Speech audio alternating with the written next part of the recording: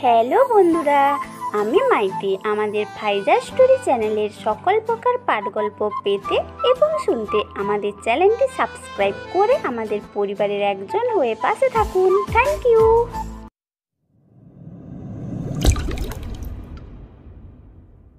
বৃষ্টির রাত, বাতাসে গন্ধ ভেসে আসে পচা কাদার, যেন মাটির গভীর থেকে উঠে এসেছে কোনো মৃত অতীত। ক্যাম্পাসের পুরনো ভবনের একতলা করিডোর অন্ধকার, শুধু বাতাসের হু হু শব্দ আর দূরে কোথাও বাজ পড়ার মতো ঝলকে ওঠা আলো। হঠাৎ একটা আর্তনাদ ছড়িয়ে পড়ে সেই নীরবতায়। পুরনো ভবনের পাশের গাছতলার নিচে মরে পড়ে আছে একজন সিনিয়র ছাত্র, নাম তার রাহুল। অর্পিতে যে সাহায্য করেছিল, রক্তে ভিজে গেছে তার প্যান্টের নিচের অংশ, মুখেও রক্তের লাল দাগ, চোখ উল্টো হয়ে আছে তার। ভবনের ছাদ থেকে কে যেন চুপি চুপি তাকে দেখছে, কালো কাপড়ে মোড়া মুখ। নিচে কিছুক্ষণ পর দৌড়ে আসে কিছু স্টুডেন্ট, সাথে আসে আবিদ, মামুন, সুমি। ওরাই চিৎকার করতে করতে ছুটে আসে। রক্ত দেখে থেমে যায় সবাই। সুমি আটকে উঠে বলে, এই তো রাহুল দাদা, কে করলো এমন?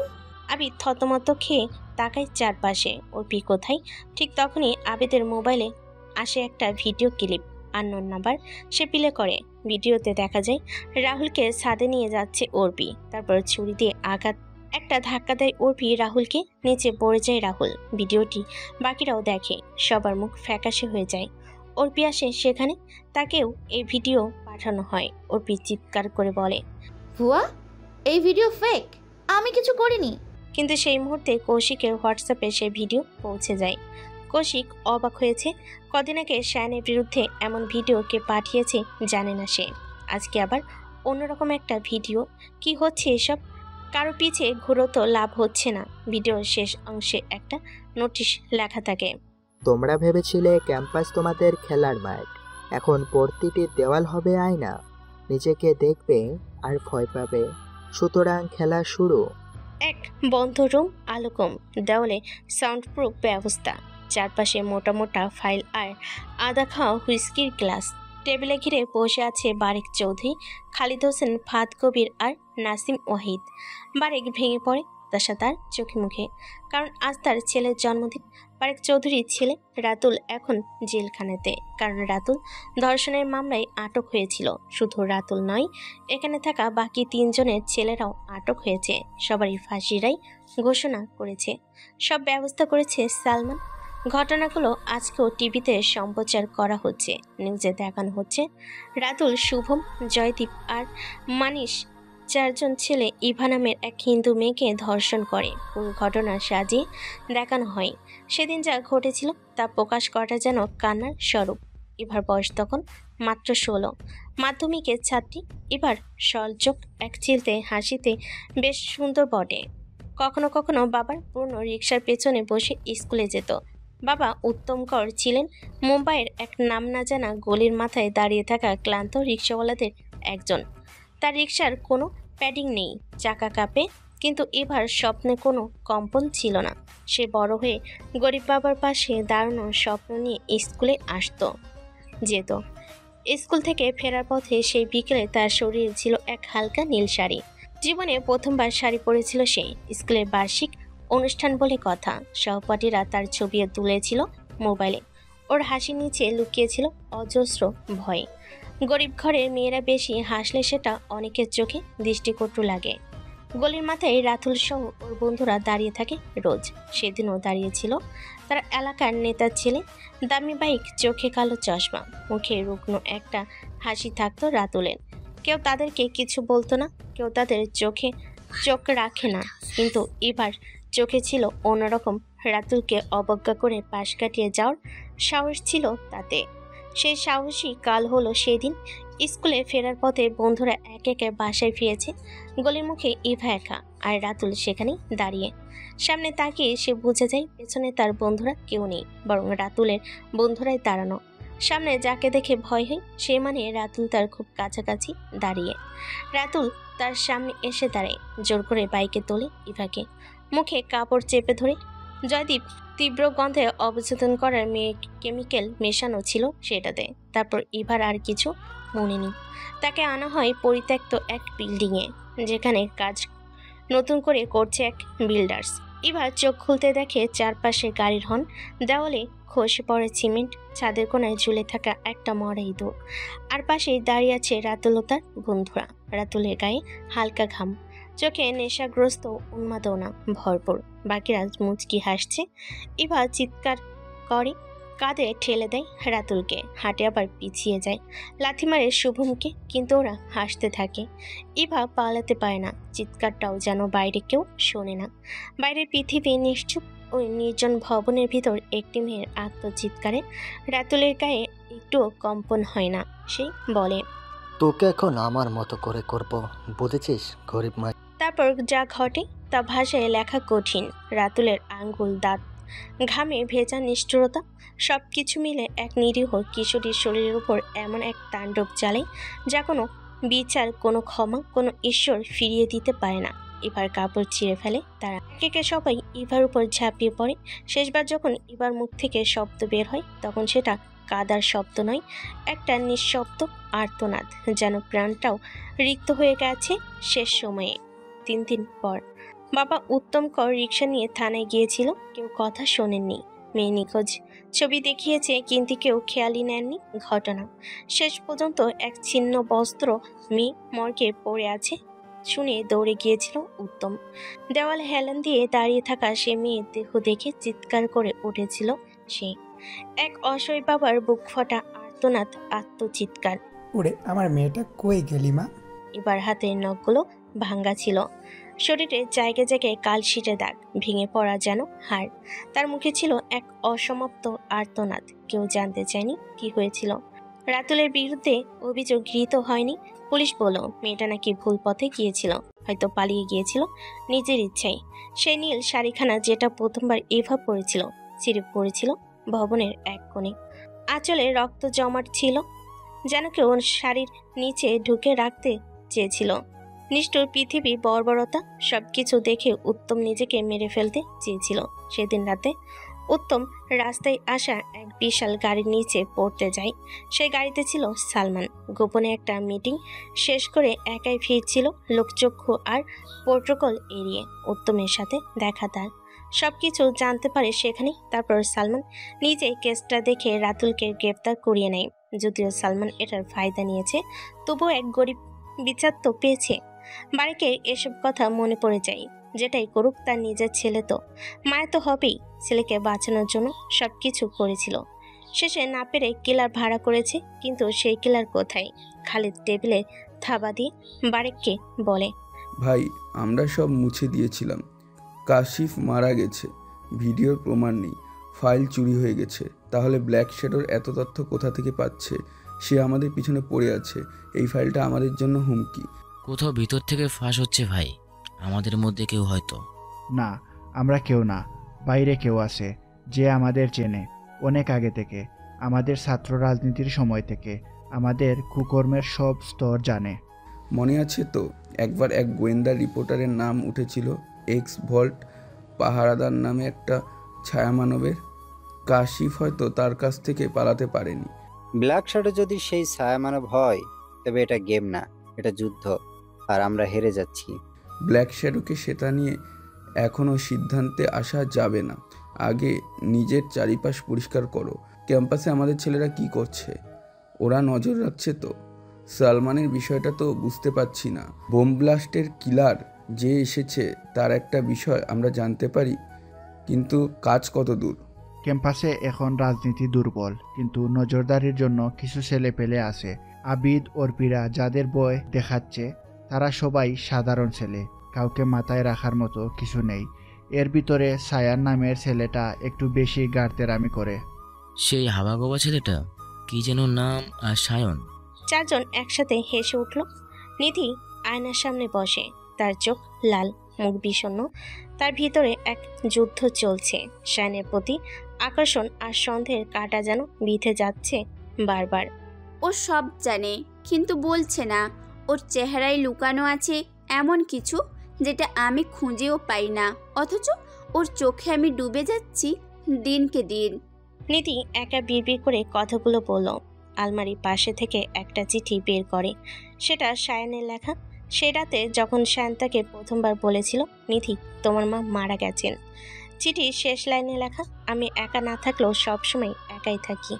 নিধির চোখে অশ্রু আসে। সে চিৎকার করে কাঁদতে থাকে আর বলে, তুমি কেন এমন?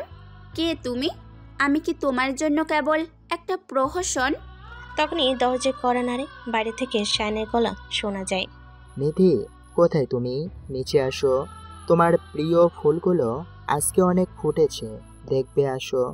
নিধি দরজা খুলে তাকায় সায়ানের দিকে। সায়ান দূরে দাঁড়িয়ে, হাতে কিছু ফুল, চোখে মুগ্ধতা, মুখে একটা নিষ্পাপ হাসি। নিধির ঠোঁট কাঁপে। সে কিছু বলতে পারে না। সায়ানের সাথে নিচে যেতে থাকে। ঘন অন্ধকারে ঢাকার রাত। মুম্বাই শহরের শেষ প্রান্তে পুরনো এক সাদা বাড়ির জানালার কাছে বৃষ্টির প্রবণতাই যেন কুয়াশার দাগ জমে উঠেছে। নবাব মুজিব তার চেয়ার থেকে উঠে জানালার বাইরে তাকিয়েছিলেন। হঠাৎ হেডলাইটের আলোয় ভরে উঠল উঠান। একটা কালো রেঞ্জ রোভার এসে থামল প্রধান ফটকের সামনে। দুজন সিকিউরিটি দৌড়ে গিয়ে গেট খুলল। গাড়ির দরজা খুলে নামলেন সঞ্জয়। চোখে অন্ধকারের ক্লান্তি, কপালে রাজনীতির চাপে ভাঁজ, কিন্তু হেঁটে যাওয়ার ভঙ্গিতে এখনো তার ক্ষমতার অহংকার বিশালতা পরিলক্ষিত হচ্ছে। তিনি আসলেন নবাব হাউসের ভেতর। মুজিব দৌড়ে এসে দাঁড়িয়েছিলেন দরজার সামনে, কিন্তু কোনো অভিবাদনের প্রয়োজন হয়নি সালমানকে। দুজন একে অপরের মুখে তাকালো মাত্র। এসে গেলে? এই শহরটাকে আবার নতুন করে করতে হবে বন্ধু। তুমি আছো বলেই এসেছি। বাকি সবাইকে তো ভুলেই গেলে। তোমার পুরনো পাপ যারা জানে তাদের খবর রাখো এখনো নাকি? এমন সময় এসেছে, যারা ইতিহাস মনে রাখে তারাই ভবিষ্যৎ তৈরি করে। এখন সময় এসেছে পাপের ইতিহাস মুছে ফেলার। মুজিব চুপ। সালমান এত জলদি আসবে তা মুজিব বুঝতে পারেনি। সোফাতে গিয়ে বসলো সঞ্জয়। মুজিবও বসলো। চিৎকার করে চা চাইল মুজিব। কাজের লোকেরা যত রাতি হোক মুজিবের হাক ডাকে সবসময় দৌড়ে আসে। অবাক হলে নাকি এত জলদি চলে এলাম বলে? হ্যাঁ, আসলে ওই ফাইলটা আমার লাগবেই, না হলে প্রধানমন্ত্রীর চেয়ার থেকে আমাকে সরে যেতে হবে। আমি সরে গেলেই মৃত্যু অনিবার্য। সেটা তো জানি, কিন্তু তুমি এখানে আসলে কেন? সিকিউরিটি দেখলাম না যে। টিভি অন করো, বুঝতে পারবে। সালমানের কথা মতো মুজিব টিভি অন করে। খবর টেলিকাস্ট হচ্ছে। প্রধানমন্ত্রীর মিটিংয়ের জন্য আজকে শ্রীলঙ্কার উদ্দেশ্যে পাড়ি জমিয়েছে। হিন্দিতে খবরটা পাবলিশ হয়। মুজিব বুঝতে পারে সালমান কাউকে না জানিয়ে এসেছে এখানে। এমন সময় চায়ের ট্রে হাতে সায়ান আসলো। সায়ান সালমানের দিকে বিনয়ের হাসি দিয়ে বলে, স্যার, আপনার জন্য চা এনেছি। সালমান চোখে সায়ানকে দেখে প্রশ্ন জাগে, কে এই ছেলেটা? মুজিব উত্তর দেয় আগে ভাগে, ওর নাম সায়ন, আমার ঘরেই থাকে। খুব সোজা সরল ছেলে। তোমাকে তার কথাই বলেছিলাম। আমার মেয়েকে বাঁচিয়েছিল। গ্রাম থেকে পড়াশোনার জন্য আসে, রেখে দিয়েছি এখানে। সালমান চা হাতে নিয়ে বলল, চোখের ভাষা বলে দেয় এই ছেলে শুধু সাহসী নয়, গভীর কিছু আছে। মুজিব হাসলো সালমানের কথায়।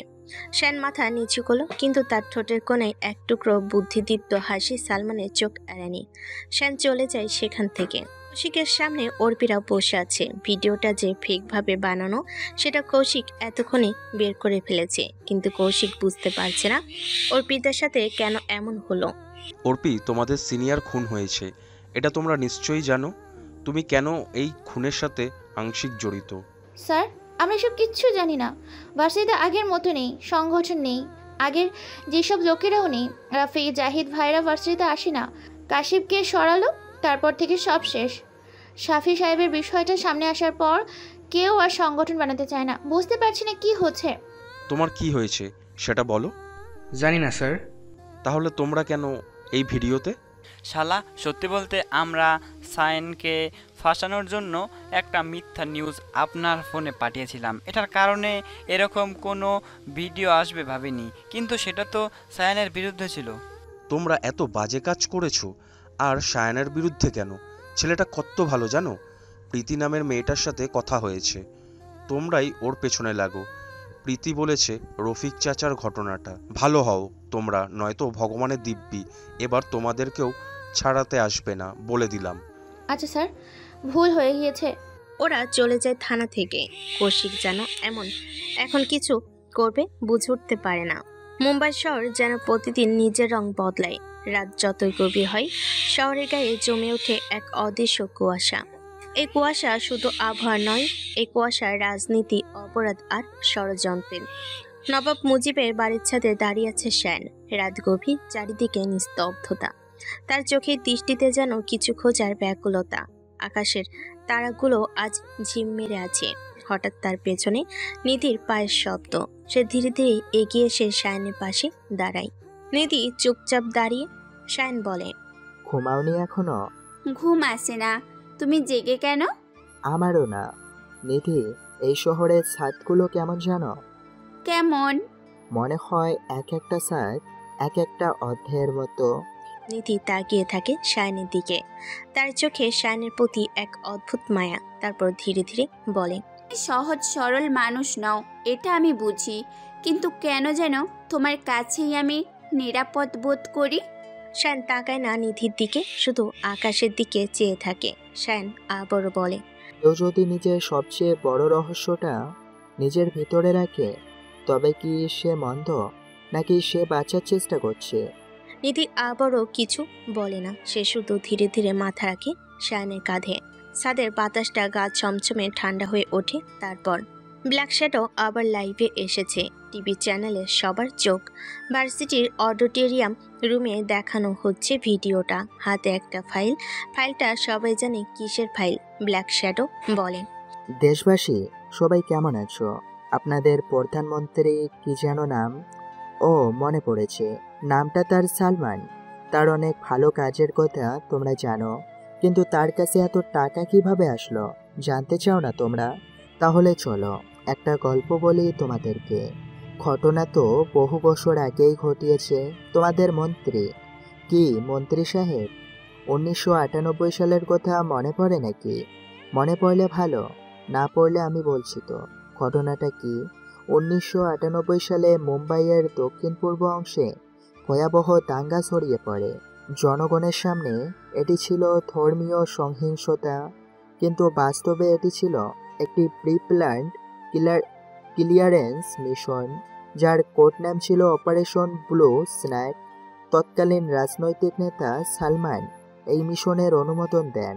উদ্দেশ্য ছিল বস্তি এলাকায় গোপনে অভিযান চালিয়ে বিচ্ছিন্নতাবাদী ও গ্যাং সদস্যদের খুঁজে মেরে ফেলা, আর মুম্বাইয়ের তেল পাইপলাইন ও পোর্টের আশেপাশে জমি দখলের জন্য সেখানকার জনসংখ্যাকে জোরপূর্বক সরানো।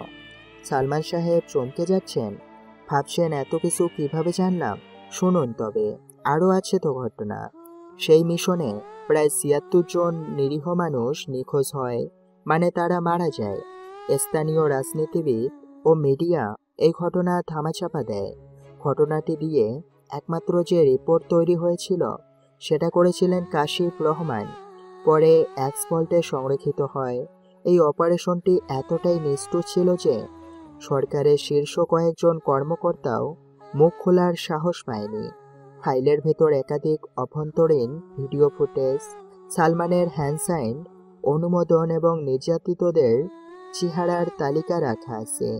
2003 সালে বিদেশ থেকে ভারতে কিছু অস্ত্র পাচার হয়। এই অস্ত্র পাচারের রুটে ছিল মুম্বাই বন্দর। এই রুট চালু রাখতে সালমান নিজের একান্ত সচিবের মাধ্যমে অনুমোদন দিয়েছিলেন। না ছিল অনেকজন।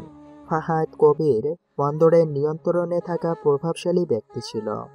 খালিদ হোসেন মিডলম্যান ও এজেন্ট নিয়োগকারী ছিল। নাহিদ ওয়াহিদ ব্যাংকিং চ্যানেল এবং মানি লন্ডারিং এক্সপার্ট ছিল। আরেক চৌধুরী রাজনীতিক এবং দাঙ্গার পরিস্থিতি তৈরি করার প্ল্যানার ছিল। তারপর একটি দুবাই ভিত্তিক কোম্পানি থেকে $2.7 মিলিয়ন আসে সালমানের নির্বাচনী ফান্ডে। অস্ত্র লেনদেন হয় সিল করা কন্টেইনারে,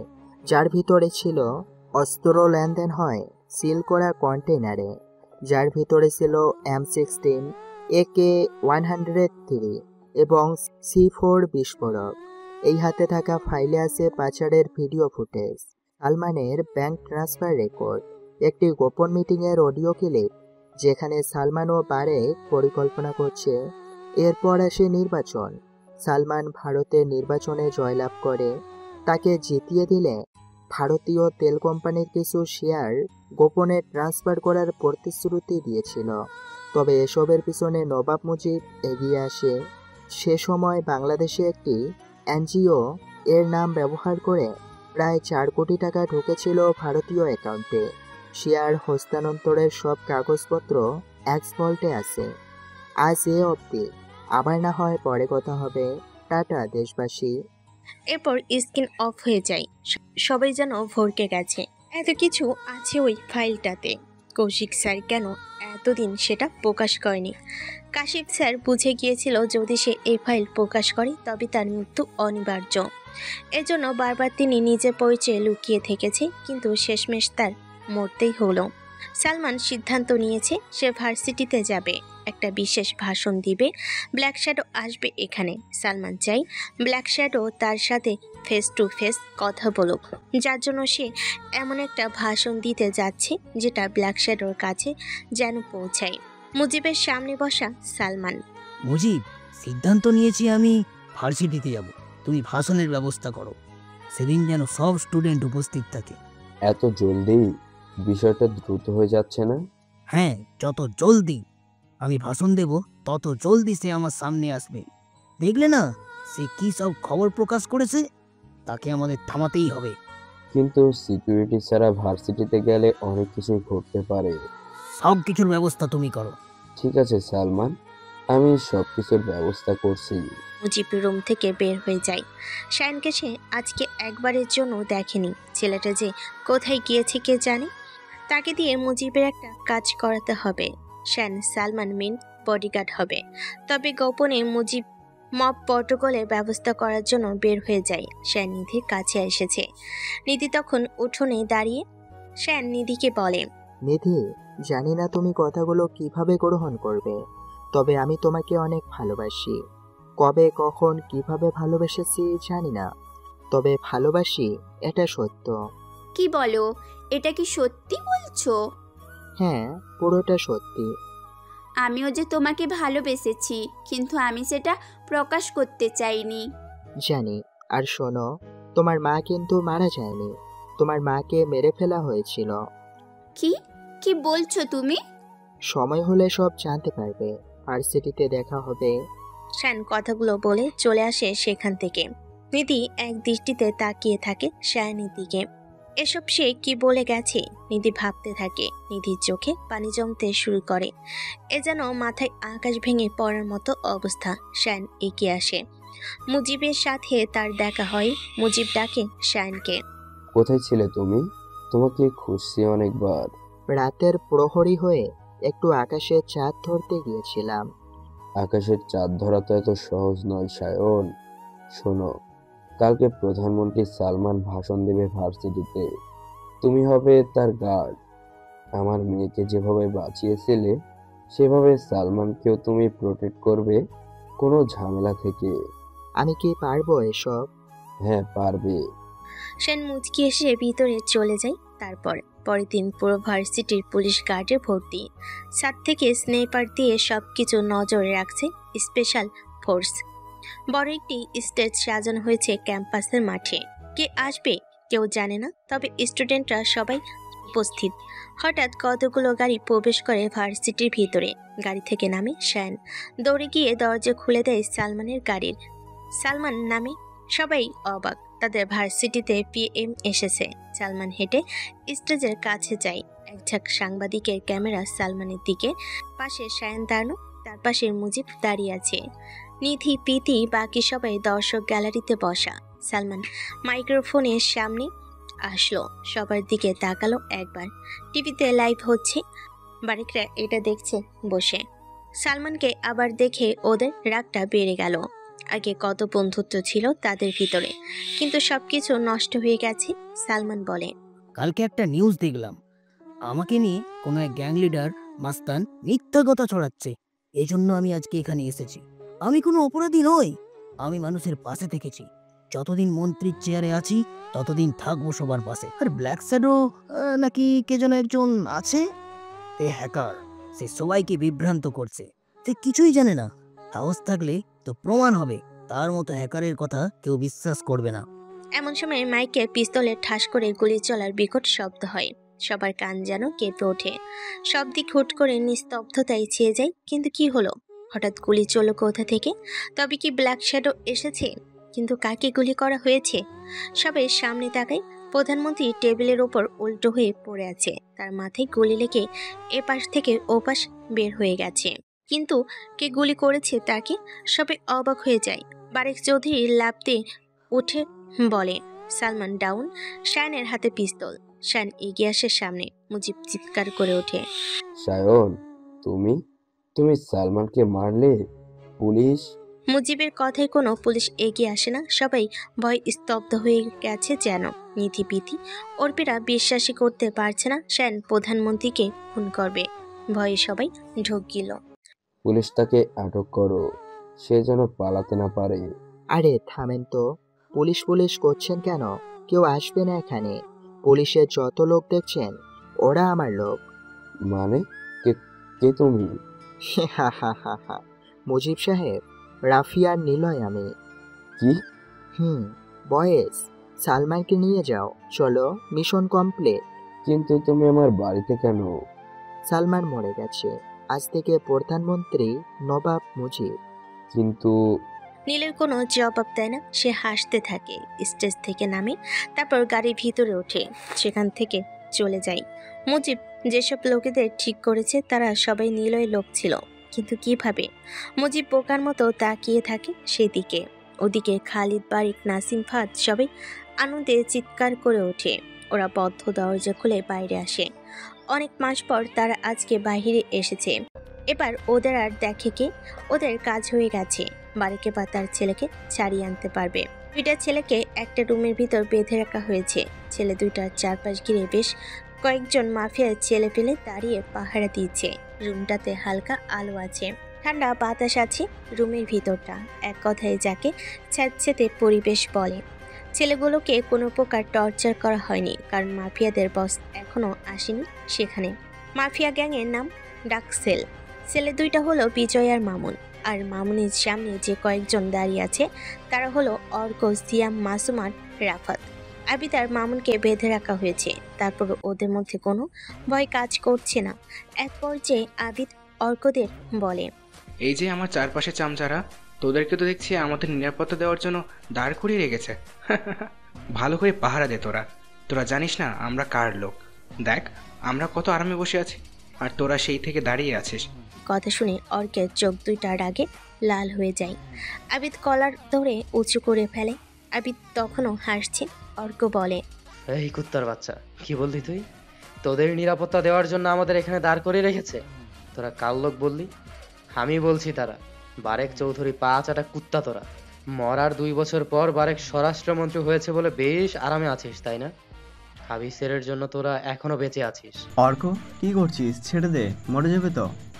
শালা চামচার দলেরা, বারেক চৌধুরী যদি জানতে পারে তোদের যে কি করবে জানিস না। আর এই আবিরটা আবার কে? চামচা বলছিস? শোন, আমাদের আবির স্যারের জন্য আমরা সারা জীবন দাঁড়িয়ে থাকতে পারি, প্রয়োজনে জীবনও দিতে পারি। আর আমাদের বস তোদের আদর করে রাখতে বলেছে, তাই এতক্ষণে ঠিক আছিস তোরা। না হলে তোদের অস্তিত্ব বিলীন হয়ে যেত এতক্ষণে। আবিদের গলা ধরে উঁচু করে ফলে গলা আটকে যায়। নিঃশ্বাস প্রায় বন্ধ হয়ে যাওয়ার মতো অবস্থা। আবিদ কাশতে কাশতে বলে, আরে ভাই, আমার কলারটা ছেড়ে দাও, দম নিতে পারছি না। মেরে ফেলবে নাকি আমায়? কি করেছি আমরা বলো? হ্যাঁ, তোদেরকে আজই মেরে ফেলব। তোদের মতো কুত্তাগুলোর কোথাও কোনো ঠাঁই নাই। অর্ক কথাগুলো বলে আবিদের গলা জোরে চেপে ধরে। আবিদের চোখ দুইটা বড় বড় হয়ে যায়, কাশতে থাকে জোরে জোরে। এমন অবস্থা দেখে সিয়ামেরা এগিয়ে আসে অর্কের কাছে। অর্ককে টেনে আনে ওরা আবিদ থেকে। গলা আলগা হতে আবিদ ঘন ঘন শ্বাস নিতে থাকে। এমন সময় মুখে মাস্ক পরে একজন ঢুকলো রুমের ভিতর। সেই আবিদ, কিন্তু মাস্ক পরা কেন? কোট পরা সে, ভিতরে সাদা সাদ, হাতে কালো মোজাও পরা আছে, শুধু চোখ দুইটা খোলা আছে তার। ওকে দেখলে যে কোনো স্বাভাবিক মানুষ ভয়ে কেঁপে উঠবে যেন। আবিদ আর মামুন সরে যায় পিছনে। অর্ক চেয়ার এনে দেয় আবিরের কাছে।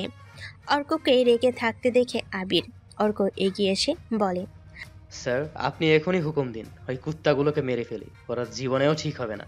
ওরা আবার বলে কিনা আপনি আমাদেরকে ওদের চামচা করে রেখেছেন এখানে। একবার বলুন, মেরে ফেলি। রাগে অর্কের পুরো শরীর কাঁপতে লাগলো।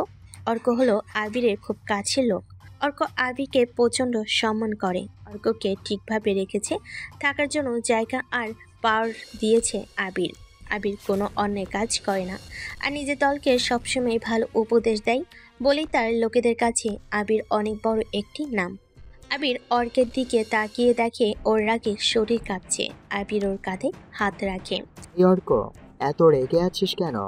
আরে এই কুকুরগুলোকে আমার হাতে ছেড়ে দে।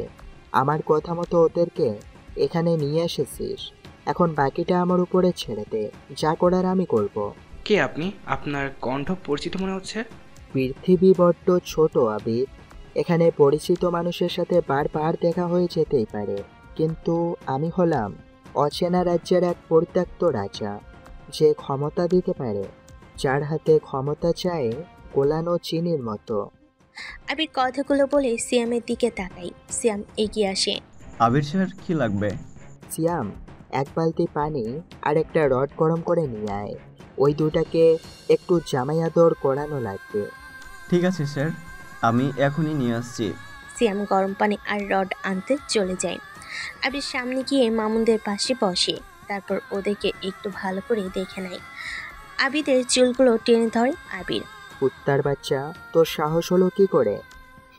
নিধিকে তুলে নিয়ে যাওয়ার প্ল্যান করা, এছাড়া ভার্সিটির গরিব স্টুডেন্টদের দিয়ে খারাপ কাজ করাচ্ছিস, মানুষ হত্যা করছিস।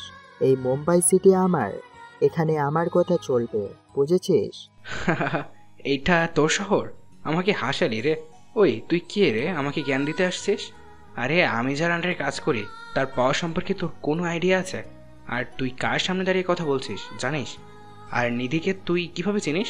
ছাড় আমাকে। তুই কে যে তোকে ভয় পেতে হবে? সর বলছি। আমার মনে হয় সে নেশা করেছে। আবির, আমার পরিচয় যদি তুই জানিস তাহলে কোনো শাস্তি দেওয়ার আগেই মারা যাবে। এখন আগে বল, কেন এসব করেছিস? সেটা তোকে বলতে যাব কোন খুশিতে রে? মরে গেলেও তো আমাদের কোনো কিছু তোকে বলবো না। দেখ, লাইন ছেড়ে দিয়েছি 2 বছর হয়েছে। মুম্বাই শহর থেকে নিজের সব অস্তিত্ব তুলে নিয়েছিলাম। আমি চাই না প্রকাশ্যে আবার কিছু ঘটুক। তোরা। এমন সময় সিয়াম আসে রুমে। সে গরম পানি আর রড নিয়ে আসে। আবির মামুন আবিদের দিকে তাকিয়ে একটু মুচকি হাসে। এবার দেখি তুই তোর বসকে কতটা ভালোবাসিস, তার জন্য জীবন দিতে পারিস কিনা দেখি। আবির ঠান্ডা থাকা রডের অংশ ধরে গরম অংশ ওদের পায়ের উপর রাখে। ওরা চিৎকার করে ওঠে। আবিদ আর মামুন জানে না ওদের সামনে এখন কে দাঁড়িয়ে আছে। সালমানের খুনের পর পুরো মুম্বাই সিটি নড়ে গিয়েছিল, কিন্তু সেদিনের পর নিলয়কে আর দেখা যায়নি। এরপর বছর খানিকের ভিতর সব স্বাভাবিক হয়ে যায়। নবাব মুজিব এখনো মন্ত্রী, কিন্তু বারেক চৌধুরী ষষ্ঠ মন্ত্রী হয়েছে। সে এখন সবকিছু নিয়ন্ত্রণ করে। কিন্তু আবিদ আর মামুনকে আবিরের গ্যাং তুলে এনেছে। আবিরটা আসলে কে? নতুন কোনো গ্যাংস্টার নাকি অন্য কেউ? আবির লোহার রড নিয়ে দুজনের দুইটার পায়ের উপর সজোরে বাড়ি দেয়। সাথে সাথেই মট করে হাড় ভাঙ্গার শব্দ হলো। ছেলে দুজন চিৎকার করতে শুরু করে। সিয়াম এসে দুজনের মুখ কস্টেপ দিয়ে আটকে দিল। ওদের চোখ মুখ পুরো লাল টকটকে হয়ে গেছে। আবির শব্দ করে হাসে। আবির, এবার তো বলবি যে কে নিধিকে তুলে নেওয়ার অর্ডার দিয়েছিল, নাকি এখনো বলবি না?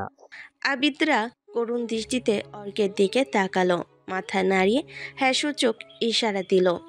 সিয়াম গিয়ে ওদের মুখ থেকে টেপ খুলে দেয়। ওরা হাঁপাতে থাকে। আবিদ বলে, আমাদেরকে আর মারবেন না, আমাদের ভুল হয়ে গেছে। সত্যি আমরা আপনাদের ব্যাপারে কিছুই জানি না। আর আমরা বারেক চৌধুরীর লোক, কিন্তু আমাদের অনেক টাকার অফার দেওয়া হয় নবাব মুজিবের মেয়েকে ভার্সিটি থেকে তুলে নিয়ে যেতে।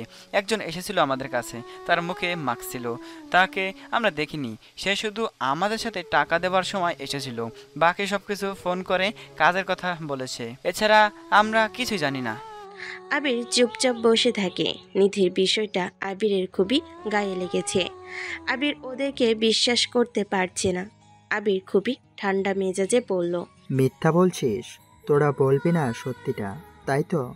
আচ্ছা, এবার ব্যবস্থা তাহলে ভালো করেই নিতে হবে। আবির আরও গরম পানি আনতে বলল। ওদের দুজনের হাত ধরে গরম পানির ভিতরে ডুবিয়ে দেয়। ওরা জোরে চিৎকার করতে শুরু করে। সাথে সাথেই ওদের হাতের চামড়া পুড়ে ফোসকা উঠতে শুরু করে। ওরা দুজন যন্ত্রণায় লাফাতে থাকে। এখনো যদি না বলিস তাহলে এর থেকে আরো ভয়ঙ্কর শাস্তি দেব তোদের। আমাকে আরো খারাপ হতে বাধ্য করিস না। ভাই আমরা জানি না আর কিছু, আপনাকেও জানি না। আমরা যা জানি সবই বলে দিয়েছি। বারেক চৌধুরীর কথা মতো কাজটা করিনি। কেউ একজন আছে যে নিধিকে সরাতে চায়। লোকটা বয়স্ক, আর কিছু জানে না। বারেক, খালিদ, নাসিম, ফারহাদ এরা জানবে। থাক, যা জানার জেনে নিয়েছি। তোদের আর এখন মারবো না, ছেড়ে দেব। কিন্তু নিধির থেকে দূরে থাকবি। মনে রাখিস, ব্ল্যাক শ্যাডোর লোকেরা মরে না, তারা ফিরে আসে আলোতে অন্ধকার হয়ে।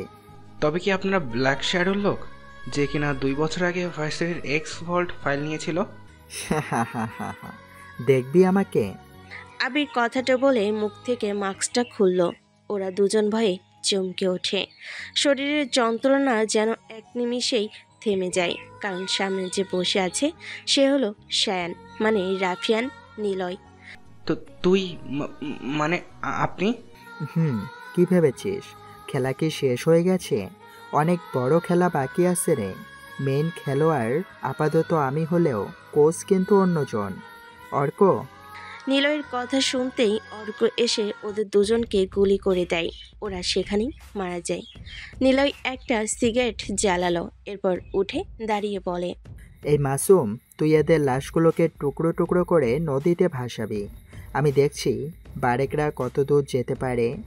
মাসুম ওদের দুজনকে নিয়ে চলে যায়। তারপর সালমান খুন হয়েছিল মুম্বাই সেন্ট্রাল ইউনিভার্সিটির ভিতরে। হাজারখানিক ক্যামেরা, হাজার হাজার স্টুডেন্ট আর এক গাদা সিকিউরিটির সামনে। আর খুন করেছিল ভারতের আসাম রাজ্যের একজন মাফিয়া রাফিয়ান নিলয়, যাকে বারেক চৌধুরী কন্ট্যাক্টে এখানে নিয়ে এসেছিল। আদৌ কি বারেক চৌধুরী নিলয়কে নিয়ে এসেছিল?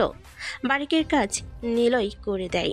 সালমানের খুনের আগের রাতে নবাব মুজিব যখন শ্যান নামধারী নিলয়কে বলে, সালমানের সিকিউরিটির সব ব্যবস্থা করো।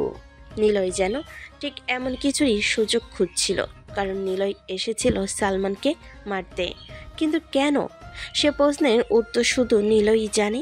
তবে নিলয় সিকিউরিটির নাম করে তার সব লোকেদের ভার্সিটির ভিতরে পাঠিয়ে দেয়। সেখানে নিলয় সালমানকে মারে। তবে প্রশ্ন হলো, নিলয় কেন সবার সামনেই মারল? কারণ একটাই, সবার সামনে নিজেকে লাইমলাইটে আনার জন্য, যে ইন্ডিয়ার আন্ডারওয়ার্ল্ডও জানুক নিলয় এসেছে। আর তখন মাইক হাতে নিলয় ঘোষণা করে দেয়, এখন থেকে মন্ত্রী হবে নবাব মুজিব। নবাব মুজিব কখনো এই পদ নিয়ে ভাবিনি, কিন্তু তৎকালীন সরকার প্রধান উপদেষ্টা হওয়ার পর মুজিব যেন নিজেকে পাল্টে ফেলেছে। আর এটাই সমস্যা হয়ে দাঁড়িয়েছে। নিলয় তার লোকেদের নিয়ে পুরো নিজের অস্তিত্ব মুছে দিয়ে একেবারে হারিয়ে যায়।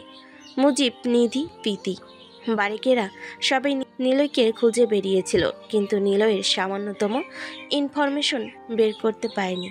নিলয় কোথায় গায়েব হয়, কোথায় থাকতে পারে, বা কেন সে হারিয়ে গেল, এই প্রশ্নের উত্তর কেউ খুঁজে বের করতে পারেনি।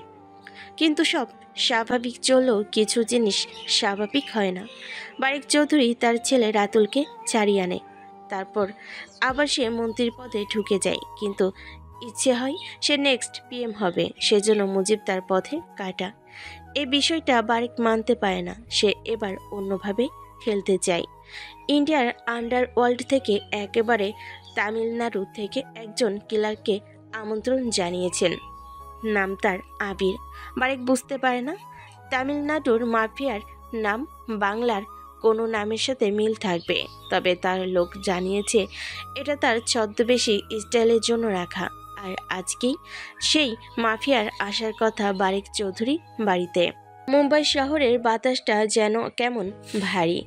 আকাশে মেঘ জমেছে, মাঝে মাঝে সূর্য উকি দিল, আলোর প্রবণতা নেই। রাস্তার গাড়িগুলো ছুটছে তার আপন গতিতে, যেন মনে হচ্ছে গন্তব্য নেই। আর এই রোধহীন আলো ছায়ার ভেতরে ঢুকছিল এক অবৈ দক্ষিণ মুম্বাইয়ের ব্রিজ ক্যান্ডি এলাকা, যেখানে রাজনীতির শীর্ষ স্তরের মানুষদের বাংলো একটার পর একটা দাঁড়িয়ে থাকে। দামি ওয়াল পেন্টিং, শীতাতপ নিয়ন্ত্রিত নিরাপত্তা আর মিথ্যা হাসি দেওয়ালে ঘেরা যেন সব কিছু। ঠিক সেখানেই আজ থেমে গেল একটা কালো রঙের পুরনো বাইক। বাড়িটার সামনে এসে বাইকটা থামলো। বাইক থেকে ধীরে ধীরে এক যুবক, চোখ দুটো লালচে, ক্লান্তি ভাব নেই, বরং এমন ক্লান্তি যা ভয় পায় না মৃত্যু। মুখ ভর্তি ঘন দাড়িগোপ, চুল এলোমেলো, যেন 10 বছর জঙ্গলে ছিল। মনে হচ্ছে কোনো আয়নার সামনে দাঁড়ায়নি। চেহারাটা ঠিকভাবে বোঝা যাচ্ছে না, তবে চোখ দুটো দেখা যায় ভালো মতো। তার নাম আবির হাসান। বাইক থেকে নেমে বাড়ির দিকে হাঁটা হলো। প্রতিটি পা যেন এই মুম্বাইয়ের কংক্রিট ভেঙে দিতে চাই। চারপাশে সরাসরি লোকজন, সাদা শার্টে যেন টাই পরা দেহরক্ষীরা ঘুরে বেড়াচ্ছে, যেমনভাবে দেওয়ালের ছায়া করে বাতাসে, ঠিক সেভাবেই। দরজার কাছে দাঁড়িয়ে আছে দুজন গার্ড। সাদা পোশাকের দেহরক্ষী স্যালুট করতে ভুলে গেল আবিরকে, কারণ তারা জানে না এই ছেলেটা আসলে কে। বারিক চৌধুরী এখন স্বরাষ্ট্রমন্ত্রী।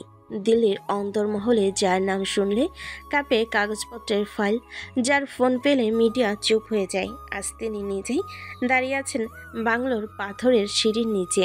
তাকে দেখা যায় না। প্রায় কোনো অতিথিকে এমনভাবে স্বাগত জানাতে মানে নিজে এসেছে আবিরকে রিসিভ করতে।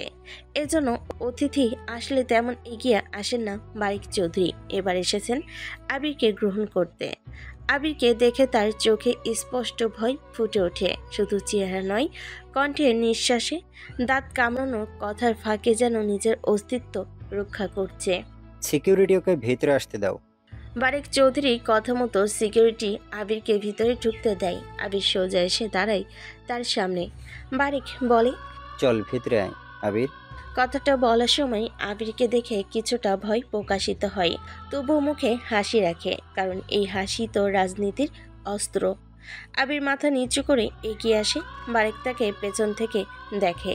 প্রতিটি পদক্ষেপে তার বুক কেঁপে ওঠে, কারণ সে জানে এ লোকটা তার বানানো মঞ্চে নামলেও নাটকের শেষ সংলাপ তার হাতে নেই।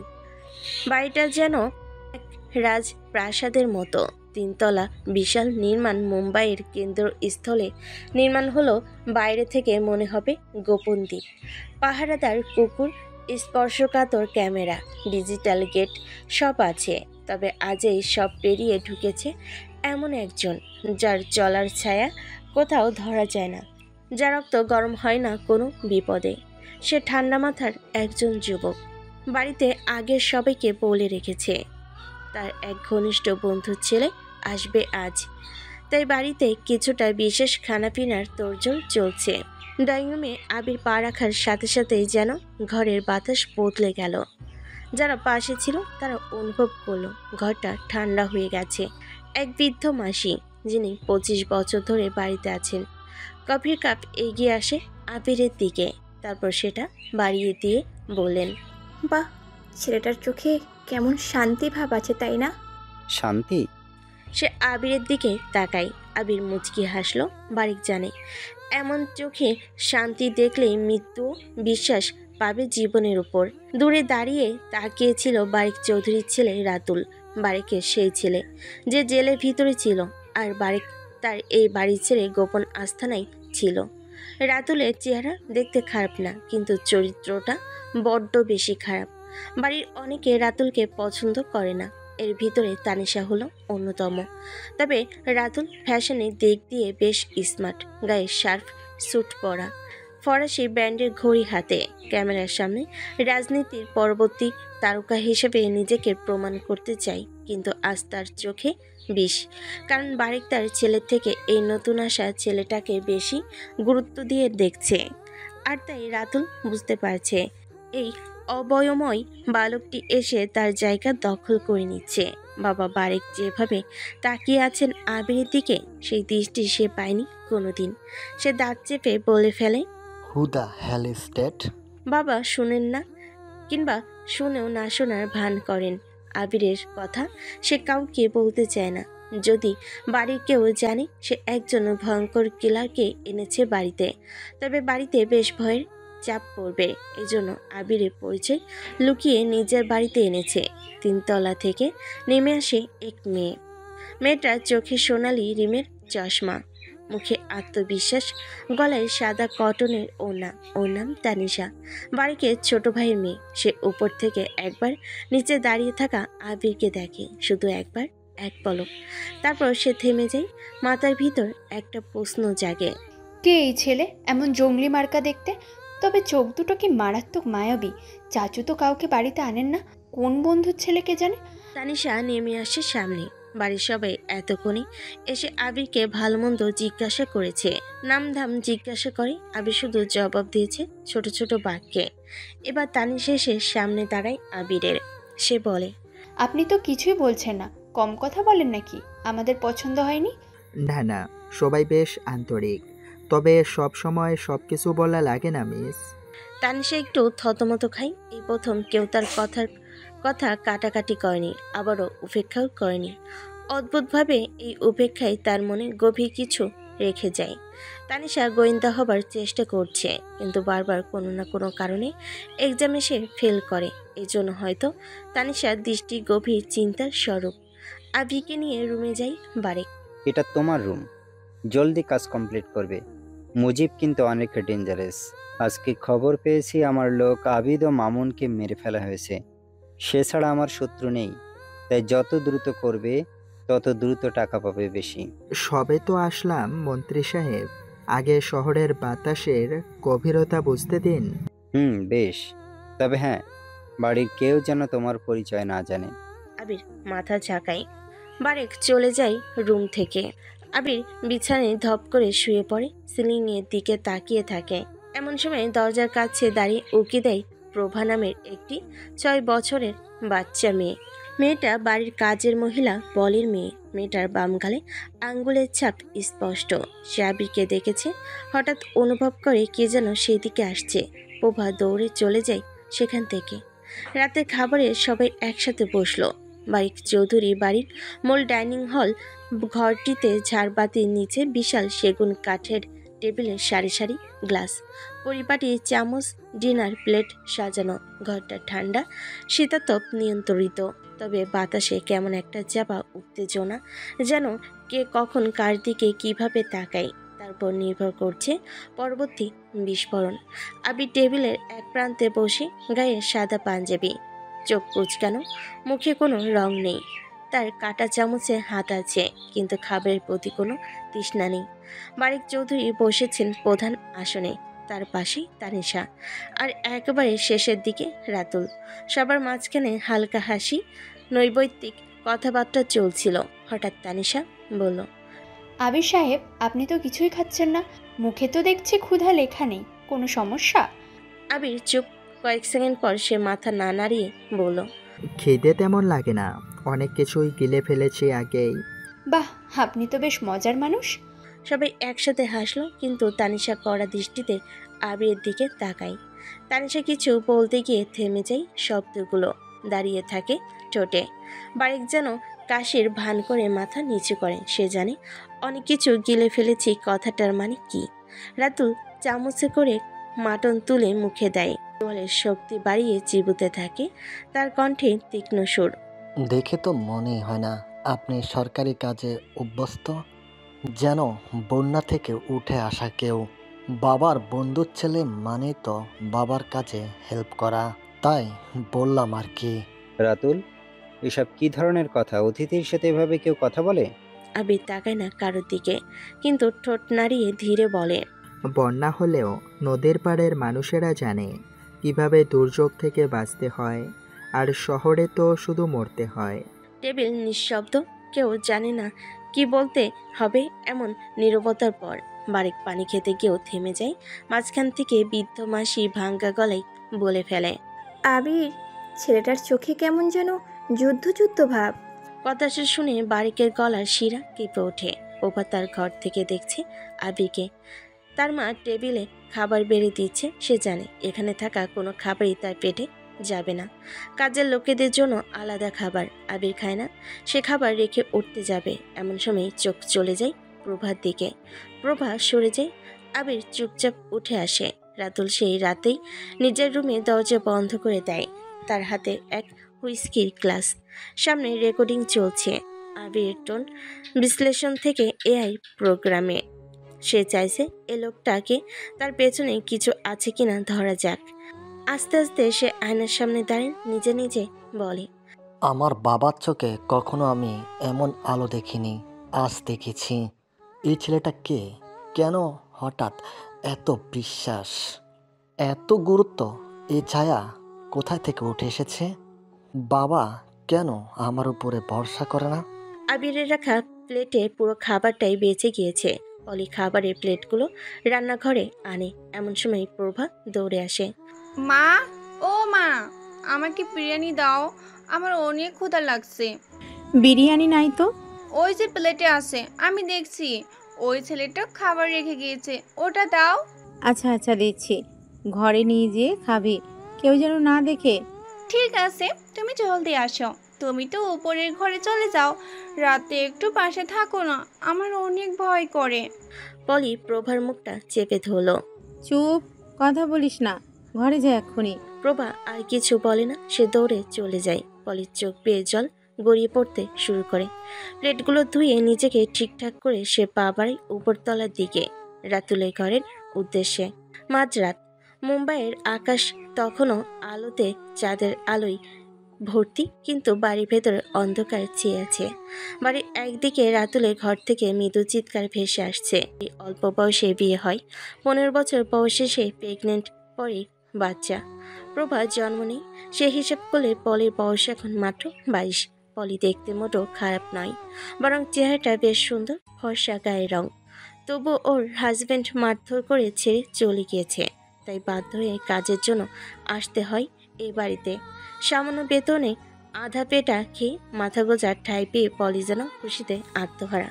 কিন্তু ওই যে বিধাতা আছে, তিনি পৃথিবীর সব মানুষের জীবনকে প্রতিটা রন্ধে রন্ধে টুইস্ট লিখে দিয়েছে। সেই টুইস্টের হিসেব নিকেশ এত বিশাল, যেখানে পা হড়কে গেলে দুনিয়াতেও শান্তি, আখিরাতেও পা হড়কে গেলে দুনিয়াতেও শাস্তি, আখিরাতেও শাস্তি।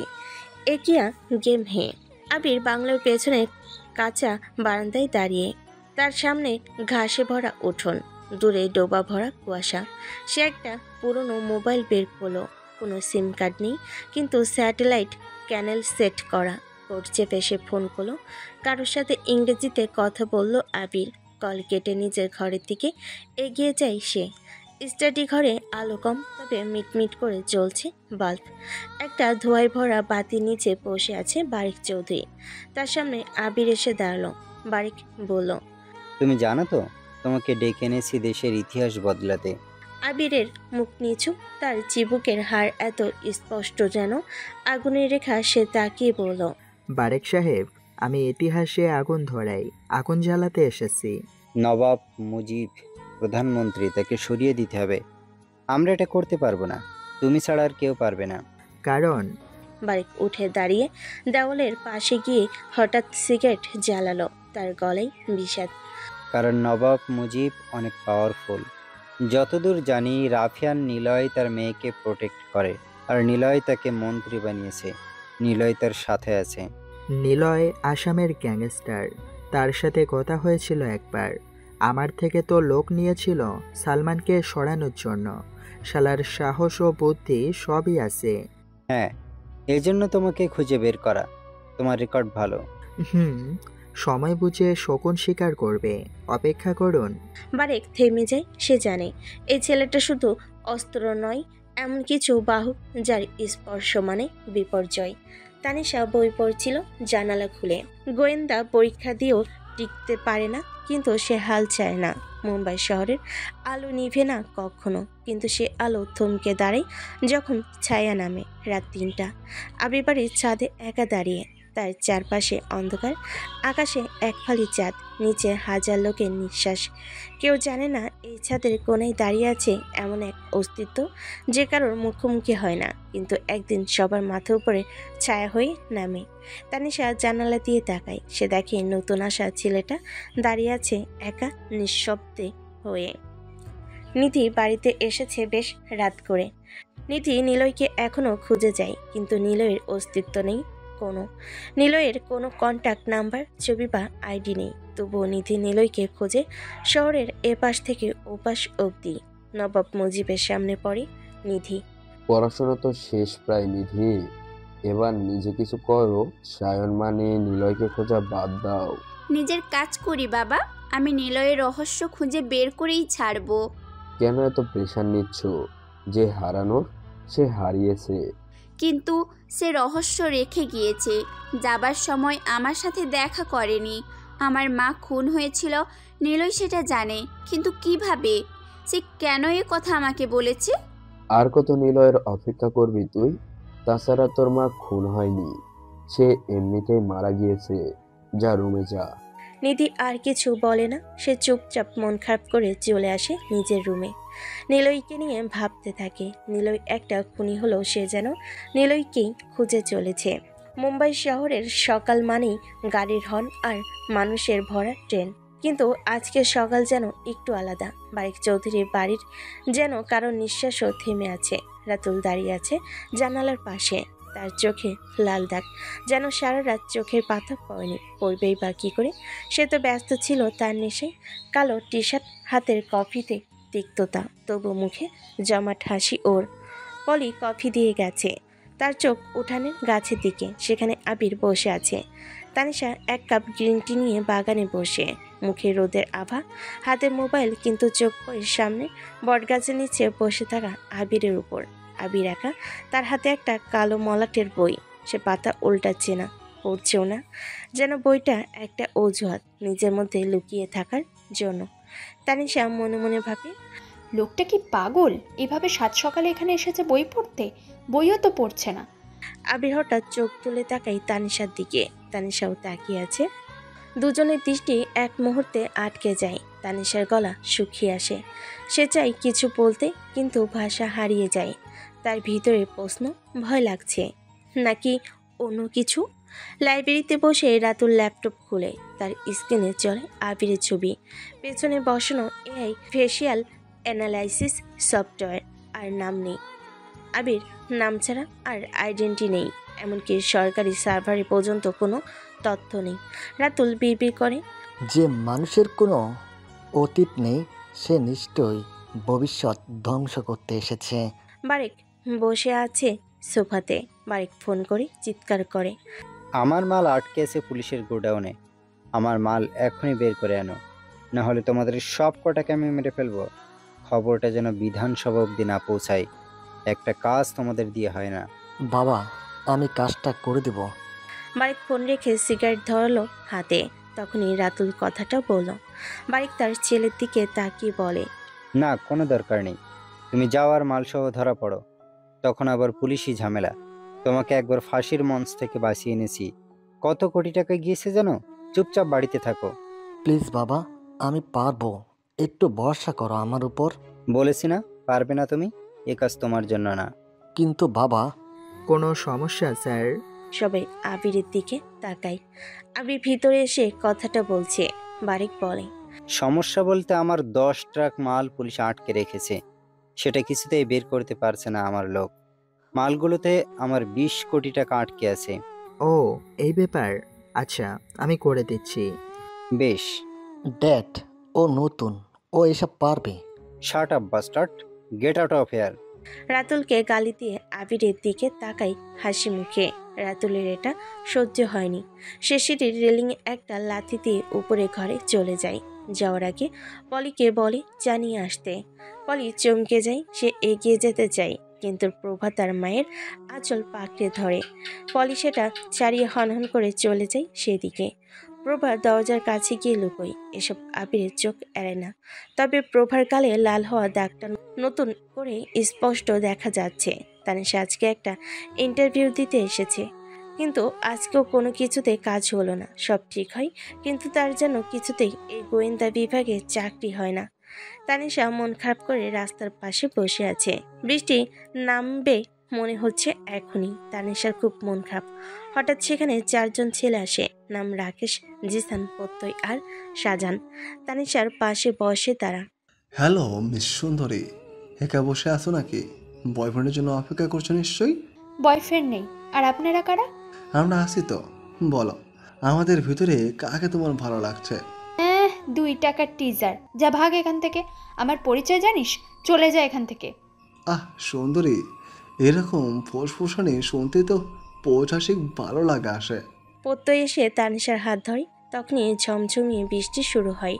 তানিশা প্রত্যয়ের গালে চড় দেয়। ব্যস্ত নগরীর মানুষ তখন বৃষ্টির আগমনে ভেজা থেকে বাঁচতে ছুটেছে, কারোর দিকে খেয়াল নেই। রাকেশ এসে তানিশার জামা ছিঁড়ে দেয়, তানিশাকে বলে, দেখো, এটা আমাদের এরিয়া। আমরা এখানে রাস্তার ভিতরে তোকে ধর্ষণ করব, তবু তোকে কেউ বাঁচাতে আসবে না। এমন সময় একটা বাইক আসে, কালো রেনকোট পরা, বেশ লম্বা দেখতে, 6 ফুট 2 হবে হাইট, মুখে বড় দাড়ি গোঁফ, চুলগুলো বড়, হুডিতে রেখেছে মাথায়। বাইকটা এসে থামলো ঠিক তানিশার পাশে। ছেলেগুলোকে গম্ভীর গলাতে বলল, মানুষেরা বৃষ্টিতে আশ্রয় নেয় কোনো মাথা গোজার জায়গাতে, আর জায়গা না পেয়ে বৃষ্টির পানিতে রাস্তায় ভিজে মরে। বল, তোরা কোন জাতের কুকুর? ছেলেটার কণ্ঠ তানিশার খুব পরিচিত লাগছে, কণ্ঠটা আবিরের। তানিশা উঠে দাঁড়িয়ে পিছনে যেয়ে দাঁড়ায়। রাকেশ বলে, কিরে, তুই তো নিজেই রাস্তার কুকুর, এখানে এসেছিস কেন? যা ভাগ। মানুষেরা কুকুর মারতে গেলে কামড় খাবার ভয়ে কাছে আসে না, তাই তোদের মতো রাস্তার হন্যে কুকুরকে মারার জন্য আমার মতো কুকুরের প্রয়োজন আছে। তোকে শালা আগে মারবো। কথাটা বলে রাকেশেরা ছুরি বের করলো, কিন্তু আবির তার রেনকোট সরিয়ে একটা পিস্তল হাতে নিতে যায়। ওরা পিস্তল দেখে ভয় পায়, এগিয়ে আসে না আবিরের কাছে। আবির মুচকি হাসে, ওরা পালায়। তানিশা সামনে আসে, আবির নিজের গা থেকে রেনকোট খুলতে শুরু করে। সেখান দিয়ে একটা দামি সাদা রঙের গাড়ি যায়। গাড়ির জানালা খোলা, হাত বাড়িয়ে একটা মেয়ে বৃষ্টি ধরছে। গাড়ির মধ্যে বসে আছে নীতি, বসে আছে পিছনের সিটে। সে দেখতে পায় একটা ছেলে তার গা থেকে নিজের রেনকোট খুলে একটা মেয়ের গায়ে পরিয়ে দিচ্ছে। নীতি এটা দেখে মুচকি হাসে। হুট করে নিলয়ের কথা মনে পড়ে তার। সে এটা দেখতে দেখতে দূরে চলে যায়। ওরা বাইকে করে চলে আসে সেখান থেকে। তানিশা আবিরের বাইকের পিছনে বসে সেফ ফিল করছে। ভাগ্যিস আবির এসেছিল। আবির মূলত বাইক চৌধুরী সেই মালগুলো থানা থেকে নিয়ে ফিরছিল। রাস্তায় এই ঘটনা দেখে। আপনাকে ধন্যবাদ। সমস্যা নেই। জানেন, আপনি যখন কোট খুলে দিচ্ছিলেন আমার দিকে, তখন একটা মেয়ে আমাদেরকে দেখছিল গাড়ির ভিতর থেকে। ভালো। আবির আর কথা বলে না, বাড়িতে চলে এসেছে। বাড়ি বসে আছেন তার স্টাডির চেয়ারে। তার সামনে আবির চুপচাপ দাঁড়িয়ে। বাড়িকের কণ্ঠে স্পষ্ট চাপা ভয়, কারণ আবির তার মাল থেকে আনছে, কিন্তু জানিয়ে আসছে পুলিশ ক্যাম্প উড়িয়ে দেবে। তবে বাড়িকে ভয় অন্য জায়গাতে। তার ছেলে রাতুল আবিরের প্রতি বিরক্ত। কিছু সময় আগে সে বিষয়ে রাতুল বলে গেছে, কাজটা আবিরকে না দিই, তাকে দিলে কি হতো। বারিক বলে, আবির, আমার ছেলে তোমাকে পছন্দ করে না, কিন্তু আমি চাই না এই বিষয়টা বড় হোক।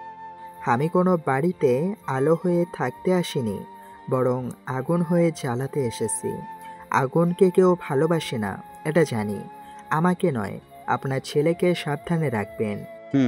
সেটা করতে হবে, তবে তুমি যা করবে সেটা একদম নিঃশব্দে করবে, মুজিব যেন আজ না পায়।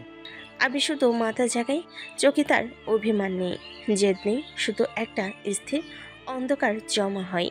তানিশা দ্রুত বাড়ির লাইব্রেরি করিডোরে হাঁটছে। এক কোণে ঘুরতেই ধাক্কা খাই কারোর সাথে। তাকিয়ে দেখে আবির বারিকের সাথে কথা বলে ফিরছে। তানিশার হাত থেকে বই পড়ে যায়। আবির নিচু হয়ে বই তুলে দেয় ওর। তানিশা তাকিয়ে থাকে তার চোখে। আবির শান্তভাবে বলে, গোয়েন্দা হতে হলে আগে গোয়েন্দাদের মতো চলাফেরা করতে জানতে হয়। নিজেকে সহজ নয়, কঠিন করতে হয়। নিজেকে প্রকাশ নয়, আড়াল করতে হয় মিস।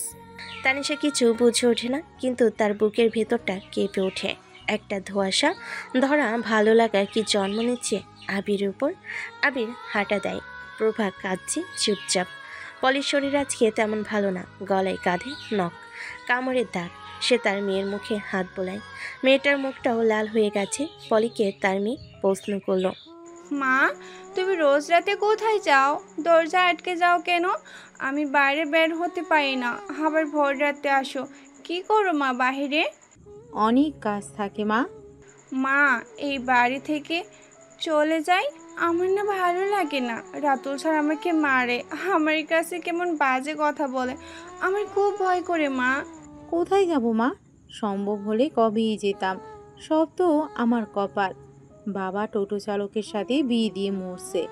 ওই হারামি তো আর দেখলো না আমাদের, ফেলে রেখে চলে গেছে।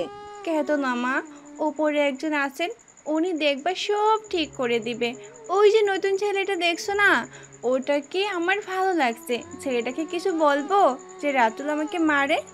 না না, কাউকে কিছু বলবি না, না হলে ওরা আমাদের মেরে ফেলবে। রাতুল স্যার বলেছে আমাদের অনেক টাকা দেবে। আচ্ছা মা, পেয়ারা খাবো। কোথায় পেয়েছিস? বাড়ির পেছনে বাগান থেকে চুরি করছি। এসব করবি না, বারেক স্যার কিন্তু জানতে পারলে মারবে। দে একটা খাই। দুজনে বসে পেয়ারা খাচ্ছে। প্রভার মুখে হাসি। অলি হাসলেও মনে যেন একটা বিষ তিলে তিলে তাকে শেষ করে দিচ্ছে। নিধি বাড়িতে এসেছে। আজকে বৃষ্টিতে ভিজে একটা কাপল কত সুন্দর দাঁড়িয়ে প্রেম করছিল। নিধির খুবই ভালো লাগে। নবাব মুজিব আসে তার সামনে। নিধি আজকে গিয়েছিল ওর মায়ের খুনের বিষয়টা নিয়ে গোপনে খোঁজখবর করতে, কিন্তু কিছুই পায়নি। আগে ভার্সিটিতে একটা বুড়ো এসে তাকে চিরকুট দিত, কিন্তু এখন নিলয় চলে যাওয়ার পর সে আর বুড়োকে দেখা যায়নি। তবে নিধি ব্ল্যাক শ্যাডোর হেল্প নেবে, কিন্তু কিভাবে? ব্ল্যাক শ্যাডোকে কোথায় পাবি নিধি? সে সব কিছু জানবে, কারণ একটা ফাইল যে তার কাছে আছে। কোথায় যাস, কখন যাস? এভাবে সিকিউরিটি ছাড়া বের হলে সমস্যা আছে তো। বারেক কিন্তু আমার উপর নজর রেখেছে, তুই আমার দুর্বলতা। চিন্তা নেই বাবা। নিধি কিছু না বলে নিজের ঘরের দিকে চলে যায়। নবাব মুজিব দীর্ঘশ্বাস ফেলে নিজের কাছে বের হয়ে পড়ে। দেশজোড়া ক্ষমতার শীর্ষে থাকা বারেক চৌধুরী আজকে একটু গলা খাকারি দিচ্ছে, একটু কুণ্ঠিত। তার চোখে আজ যে ভয়ের ছাপ তা অভ্যস্ত নয়, কারণ আবির তার চেনা জানা সীমানার বাইরে এক অস্ত্র, এক ভয়ঙ্কর অস্ত্র। তুমি বোঝো না আবির, এই খেলাটা অন্যরকম। ভুল করলে শুধু আমি না, তুইও খতম। আবির জানালার দিকে তাকিয়ে ধীরে ধীরে বলে, ভুল আমি করি না, টার্গেটটা ঠিকঠাক থাকলেই হয়। আপনি শুধু বলে দেন কখন শেষ করতে হবে। বারেক চুপ করে থাকে। তার কণ্ঠে সেই আত্মবিশ্বাস নেই যা সে সাধারণত বজায় রাখে। সে জানে আবিরকে কাছে রাখা মানে আগুন হাতে রাখা, কিন্তু আগুনটাই এখন দরকার, কারণ তার মিশন নবাব মুজিবকে সরানো। মুম্বাইয়ের ত্রাস ও প্রধানমন্ত্রী নবাব মুজিব, যার এক ছায়াও কাঁপিয়ে দেয় বারেকের মতো মানুষকে। মুজিবের একটা দুর্বলতা আছে। সেটা কি? তার মেয়ে। ও, তাহলে বুঝে গিয়েছি আমার কি করতে হবে। বারেক কোনো কথা বলে না। সে জানতে চায় আবিরের কাছে কি করতে হবে তার, কিন্তু আবির কিছু বলে না। মুম্বাইয়ের সকালগুলো যেন দুনিয়ার বাকি সব শহরের থেকে আলাদা। এখানে আলো আসে দেরিতে, কিন্তু উত্তাপ ছড়িয়ে পড়ে দ্রুত। শহরের ভেতরে ক্ষমতার খেলাগুলো ঠিক তেমন, বাইরে অঝলমলে, ভিতরে আগুনের উত্তাপ। আবিরের আজকে কয়েকদিন হয়েছে এসেছে। প্রতিটা দিন যেন তার কাছে নতুন। আজ নতুন দিনের সূচনা করেছে বারেক চৌধুরী বাড়িতে। তার জন্য সময় মানে পর্যবেক্ষণ, বিশ্লেষণ, মানুষ দেখার, পরিস্থিতি বুঝে ফেলার সময়। এবারই প্রতিটি মানুষ তার কাছে এক একটি ধাঁধা, এবং প্রতিটি ধাঁধার মানে লুকিয়ে আছে সত্য, ভয় এবং মৃত্যু।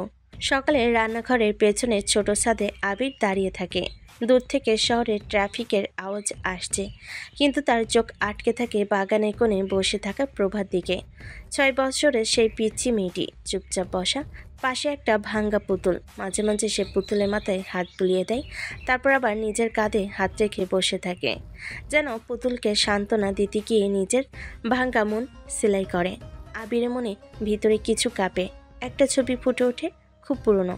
এক ছেলেকে তার ছোটবেলায় এমনভাবে গাছের গুড়ির পাশে বসে থাকতে দেখা গেছে। সেই ছেলেটি আর কেউ নয়, আবির নিজেই। নিচে নেমে আসে আবির, ধীর পায়ে এগিয়ে যায় প্রভার দিকে। সামনে পড়ে পলি, তার চোখে ক্লান্তি, মুখে একরাশ অনিচ্ছা। তার চোখে নিচে গাঢ় কালো দাগ। রাতেও নিশ্চয়ই ঘুম হয়নি। আবির তাকে জিজ্ঞেস করে না কিছু, শুধু একবার দেখে নেয়। পলি এসে প্রভাকে নিয়ে যায় সেখান থেকে। আবির আর কি করবে, নিচে চলে আসে। ডাইনিং টেবিলে বসেছে বারেক, তানিশা আর রাতুল। আবির গিয়ে বসতেই বারেক হেসে বলে, ঘুম কেমন হলো? আবির শান্ত স্বরে বলে, আমি কম ঘুমাই, তবে যতটুকু ঘুমাই তখন ঘুমালে চোখ বন্ধ হয়ে মাথা নত।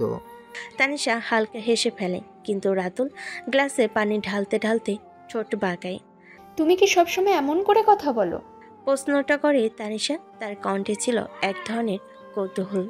আমি কম ঘুমাই, তবে যতটুকু ঘুমাই তখন ঘুমালে চোখ বন্ধ হয়, মাথা না। আবির উত্তর দেয় ছোট্ট করে। রাতুল মুখে আর কথা না বলেও চোখে বলে ফেলে অনেক কিছু। খাবার শেষ করে চলে যায় যে যার মতো। আবির বের হয় নবাব মুজিবের বাড়ির সামনে থেকে। নবাব মুজিবের বাড়ির সামনে আসে। দূরে দাঁড়িয়ে বাড়িটা দেখতে থাকে আবির। 6টা দামি গাড়ি বের হলো বাড়ি থেকে। মন্ত্রী সাহেব বের হলেন। একটু পর নিধির গাড়িও বের হলো। আবির নিধির গাড়ির পিছু নেই। নিধি আজকে যাচ্ছে একটা হ্যাকার গ্রুপের সাথে দেখা করতে, যারা কয়েক বছর আগে বিরাট হ্যাকিং কেসে আটক হয়। নিধি তাদের সাথে আজকে দেখা করবে। মুম্বাই কারাগারে আসে নিধি। আবির আর যেতে পারে না। আবিরের মাথায় ঘুরছে অন্য একটি প্ল্যান। আবির নিধির মনেও ঘুরছে অন্যরকম প্ল্যান। রাতুল এসেছে একটা এলাকার ভিতরে। এখানে সে প্রায় রাত গেলে আসে। এখানে এসে সে নেশা করে, আড্ডা দেয়। পাশে একটা এলাকা আছে যেখানে থাকে প্রীতি। প্রীতি টিউশন করতে এখানে আসে। প্রায়শই রাতুলের সাথে ওর দেখা হয়। রাতুলের ইচ্ছে হয় প্রীতিকে তুলে আনতে, কিন্তু ওর বাবার করা আদেশ। আর যাই করো, মেয়ে কেলেঙ্কারি যদি এবার বাড়ি জানতে পারে তবে রাতুলকে সে মেরে ফেলবে। রাস্তা দিয়ে হাঁটছে প্রীতি। হঠাৎ একটা কুকুর প্রীতির পিছনে এসে দাঁড়ায়। কুকুরটা বেশ অ্যাগ্রেসিভ ছিল। প্রীতি ভয় পায়। এমন সময় একটা বাইক এসে থামে প্রীতি আর কুকুরের মাঝখানে। বাইক থেকে হেলমেট পরা একটা ছেলে নেমে কুকুরকে তাড়ায়। ছেলেটা হেলমেট খুলে ঘুরে তাকায়। প্রীতি ছেলেটাকে চেনে। মাঝে মাঝে এলাকার মোড়ে চায়ের দোকানে দেখা যায়। ছেলেটা রাতুল। রাতুলের দিকে এগিয়ে আসে প্রীতি। ধন্যবাদ মিস্টার। আমি রাতুল। আমি প্রীতি। আপনাকে প্রায়শই দেখি এই রাস্তায়। টিউশনি থাকে তো, তাই ফিরতে একটু রাত হয়ে যায়। আচ্ছা। রাতুল বুঝে ফেলেছে জোর করে মেয়েটাকে ডাকা যাবে না। বুদ্ধি করে তাকে নিজের কাছে আনতে হবে। আবির বসে আছে বারেকের সামনে। বারেক কাগজে চোখ রেখে বলে, আজ খালিদদের সঙ্গে দেখা করতে হবে রাতে। আবির, তুমি আমার সঙ্গে যাবে। আবির মাথা নেড়ে বলে, ঠিক আছে। বারেক সম্মতিসূচক ভঙ্গি করে। আবির উঠে আসে। ঘরে এক প্রান্তে সারি সারি পুরনো বইয়ের আলমারি। তার পেছনে দেওয়ালে গায়ে কিছু পুরনো ছাপ, যেগুলো চোখে পড়ে না সহজে। আবির সেই দেওয়ালের দিকে তাকিয়ে থাকে কিছুক্ষণ। তার চোখে দৃষ্টি যেন দেওয়ালের মধ্যে কিছু খুঁজে ফিরছে। হঠাৎ তার পেছনে আসে প্রভা। পায়ে চটি নেই, খালি পায়ে ধীরে ধীরে হেঁটে আসে, হাতে তার পুতুলটা। আবির নিচু হয়ে বলে, এই মেয়ে। প্রভা চমকে যায়, আশেপাশে তাকায়। তার মা দেখেছে কিনা কে জানে। আবির বলে, তোর নাম কি? প্রভা। আমাকে লুকিয়ে দেখিস কেন? এমনি। কিছু বলবি? না মানে? প্রভার চোখে পানি পড়ে হাতে থাকা পুতুলে গায়ে। আবির শুধু বলে, কাউকে বলিস না, তবে মনে রাখিস কাদা ভালো, তাতে মন পরিষ্কার হয়। কিন্তু ভয় পেয়ে থাকলে দোষ তার, যে তোকে ভয় দেখায়, তুই না। প্রভা তাকিয়ে থাকে। তার চোখে ছোট্ট একটা ঝিলিক দেখা যায়, যেন আবিরের কথা তাকে একটু শক্তি দিল। প্রভা, কোথায় তুই? পলিটাকে প্রভা চমকে যায়। সে দৌড়ে পালিয়ে যায় সেখান থেকে। সেই মুহূর্তে সে বাড়িতে নিধির প্রবেশ। আজ সে এসেছে একটা অনুমতি পত্রের জন্য, যেখানে 4 জন কয়েদিকে দিনে একবার ছাড়ার জন্য। সব দায়িত্ব তার থাকবে, তবুও তাদেরকে ছাড়ানোর ব্যবস্থা করতে হবে। নিধি আজকে সেই কয়েদিদের সাথে কথা বলেছে। তাদেরকে বলেছে ব্ল্যাক শ্যাডোর সাথে যোগাযোগ করিয়ে দিতে পারলে সে ওদেরকে সাজা কমিয়ে দেবে। ওরা প্রথমে রাজি হচ্ছিল না। নিধি তখন বলে তার বাবা মন্ত্রী, তাই যেন কেউ চিন্তা না করে। নিধি জেলারের সাথে কথা বলে, জেলার অনুমতিপত্র আনতে বলে বারেকের থেকে। এজন্য নিধি এসেছে। বাড়িতে ঢুকে কাউকে দেখে না, তবে তার নজর পড়ে প্রভা আর আবিরের দিকে। দূর থেকে দেখে আবির একটা ছোট্ট মেয়ের সামনে দাঁড়িয়ে কথা বলছে, কিন্তু খুবই আলতোভাবে। নিধির চোখে জলজল করে ওঠে কৌতূহল। সে সোজা চলে আসে আবিরের সামনে, পরিচিতভাবে হাসে। আপনি কি এই বাড়িতেই থাকেন? আবির হালকা চমকে তাকায়, তারপর বলে, আমি বারেক সাহেবের দূরের আত্মীয়। আমি থানা থেকে এসেছি অনুমতিপত্র নিতে। বারেক সাহেব কোথায় জানেন? আবির কিছু বলে না। নিধিও কোনো উত্তর পায় না, কিন্তু তার চোখে দেখা যায় এই ছেলেটিকে আগে কোথাও যেন দেখেছে। কোথায়? নিধি বারেকের লাইব্রেরিতে আসে, একটা অনুমতিপত্র নেয়, তারপর সেখান থেকে চলেও যায়। মুম্বাইয়ের শহরতলি দুপুর যেন জ্বলে ওঠা কামানের মতো। আকাশে সূর্য স্থির, বাতাসে জমানো ধূলিকণা, আর ঘরের ভেতর জমে থাকা নিঃশব্দ। বারেক চৌধুরীর প্রাসাদ তুল্য বাড়ির মধ্যে এই নীরবতা আর ভারীও। আরও অস্বস্তিকর। আবির ধীরে ধীরে অভ্যস্ত হয়ে উঠেছে এই বিষাক্ত পরিবেশে। তবে তার অভ্যস্ত হওয়ার মানে সবার মতো মেনে নেওয়া নয়। সে পর্যবেক্ষণ করছে প্রতিটা শব্দ, প্রতিটা চোখের চাহনি, প্রতিটি দরজার পিছনে থাকা নিঃশব্দ কথোপকথন তার কানে বাজছে। আজ তার লক্ষ্য পরিষ্কার। প্রভার শরীরে দাগগুলো কোনো দুর্ঘটনা নয়, এগুলো ধারাবাহিক নিপীড়নের চিহ্ন। কিন্তু কারা করছে? এ বাড়িতে তো দাসীও ছাকনি দিয়ে নেওয়া, তাহলে এ নির্যাতনের উৎস এত লুকানো কেন? প্রভাত সকাল থেকে কাঁদছে না, হাসছেও না। সে যেন দুঃখে চুপ হয়ে গেছে। আবির জানে এই স্তব্ধতা অনেক ভয়ঙ্কর, কারণ যেসব শিশু নির্যাতিত হয় তারা প্রথমে কান্না করে, পরে চুপ হয়ে যায়। আবির হাঁটছে, তার চোখে পড়ে পলির উপর। মেয়েটির চোখ লাল, নিঃশব্দে ঝাড় দিচ্ছে। আবির তার সামনে দাঁড়িয়ে বলে, এই যে শুনছো, প্রভা তোমার মেয়ে তাই না? পলি চমকে যায়, সারা গা কাঁপে তার। সে দৌড়ে চলে আসে সেখান থেকে। আবির বুঝতে পারছে না হচ্ছেটা কি। আবির কিছু ভাবে না আর। গত রাতে ফারাদ, নাসিম আর খালিদের সাথে ছিল আবির। বারেক চৌধুরী তাকে নিয়ে গিয়েছিল। এই ছেলেটাই কি তবে আমাদের কাজ করে দেবে? হ্যাঁ। বারেক ভাই, তুমি যদি প্রধানমন্ত্রী হও, আমি কিন্তু তোমার স্বরাষ্ট্রমন্ত্রী হব। সেটা তো অবশ্যই। কিন্তু মুজিবকে কিভাবে সরাবে? সেটাও জানে। কবে সেটা? বিধানসভার ভোট সামনে। কাজ হয়ে যাবে। সময় ও সুযোগ বুঝে সব কাজে ব্যস্ত হলে সময় পেরিয়ে গেলেও সঠিক কাজটা হয় না। দেখো, তোমাকে আনতে আমাদের অনেক কোটি টাকা গেছে, কাজটা যেন ঠিকঠাক হয়। বলেছি তো হয়ে যাবে। আমার মতো কাজ করতে দিন। আপনাদের আমি যখনই ডাকবো তখনই চলে আসবেন সেখানে। আবির তারপর চলে আসে সে রুম থেকে। ওদিকে নিধি বসে আছে চারজন ছেলের সামনে। পুরো রাত পার করে দিয়েছে ব্ল্যাক শ্যাডোকে খুঁজতে। ডাক ওয়েবে একটা ব্ল্যাক শ্যাডো নাম দিয়ে ফেক অ্যাকাউন্ট ক্রিয়েট করে নিধি। এছাড়া কোনো উপায় নেই। নিধির প্ল্যান হলো একটা ভিডিও ইন্টারনেটে ছড়িয়ে দিতে। ভিডিওটা হবে বারেক চৌধুরীকে নিয়ে। তাকে হুমকি দিতে হবে যাতে ব্ল্যাক শ্যাডো এটা দেখে। ওরা চারজন হ্যাকার হুবহু ব্ল্যাক শ্যাডোর মতো করে ভিডিও বানায়, ইন্টারনেটে ছড়িয়ে দেয়। সেটা ভাইরাল হয়ে গেছে। রাতুল প্রীতির জন্য অপেক্ষা করছে। প্রীতির সাথে রাতুলের এখন একটা ভালো সম্পর্ক তৈরি হয়ে গেছে। রাতুল আর প্রীতি একসাথে আসা যাওয়া করে, সব স্বাভাবিক ছিল।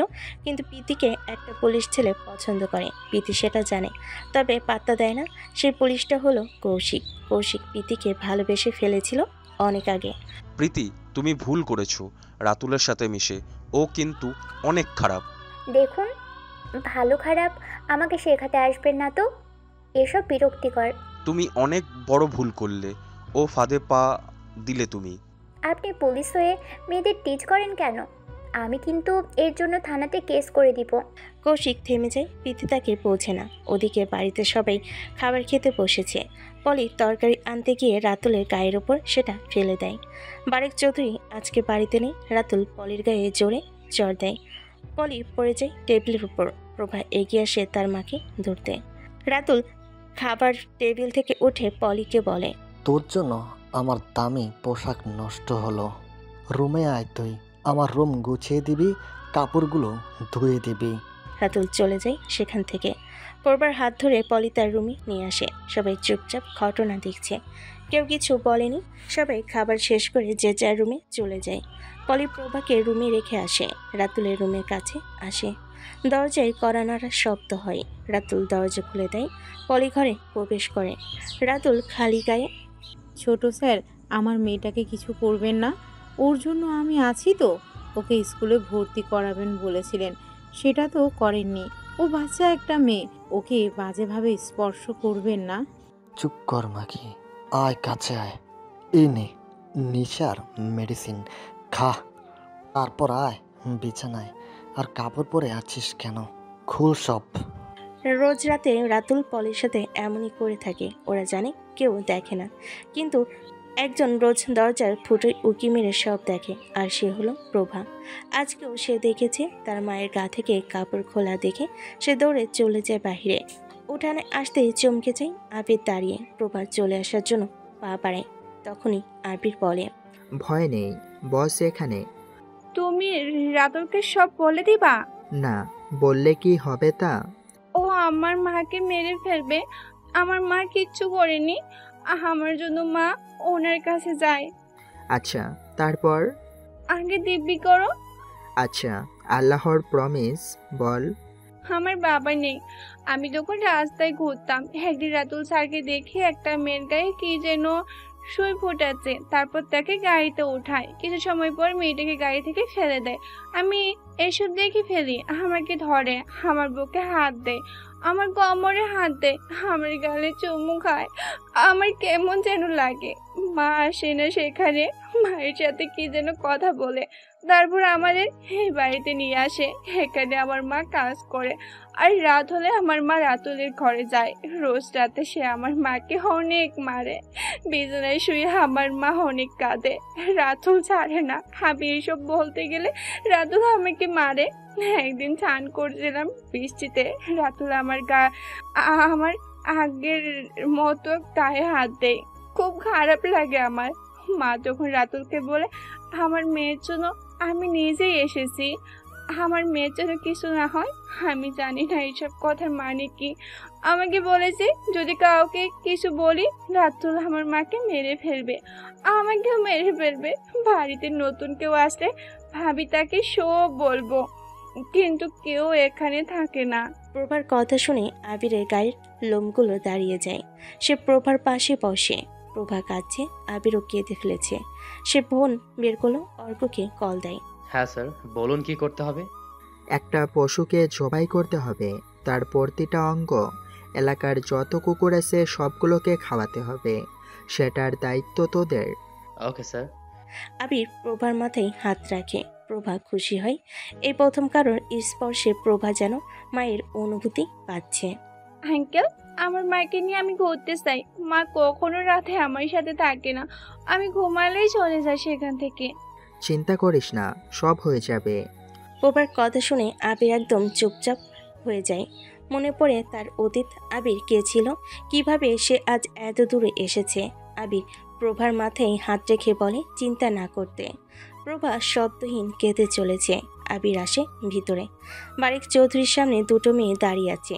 মেয়ে দুটোর নাম উর্বি আর সুমি। আঙ্কেল, আমার বন্ধুদের লাশ আমরা পুকুরে পেয়েছি। ওদের পিস পিস করে কেটেছে, শুধু মুখটা ঠিকঠাক করা। তাদেরকে খুন কে করেছে? আপনার হয়ে তারা কাজ করতো। কে খুন করেছে ওদের? আমিও বুঝতে পারছি না ওদেরকে খুন কে করলো আর কেনই বা করলো। আমি ওদেরকে একটা কাজ দিয়েছিলাম।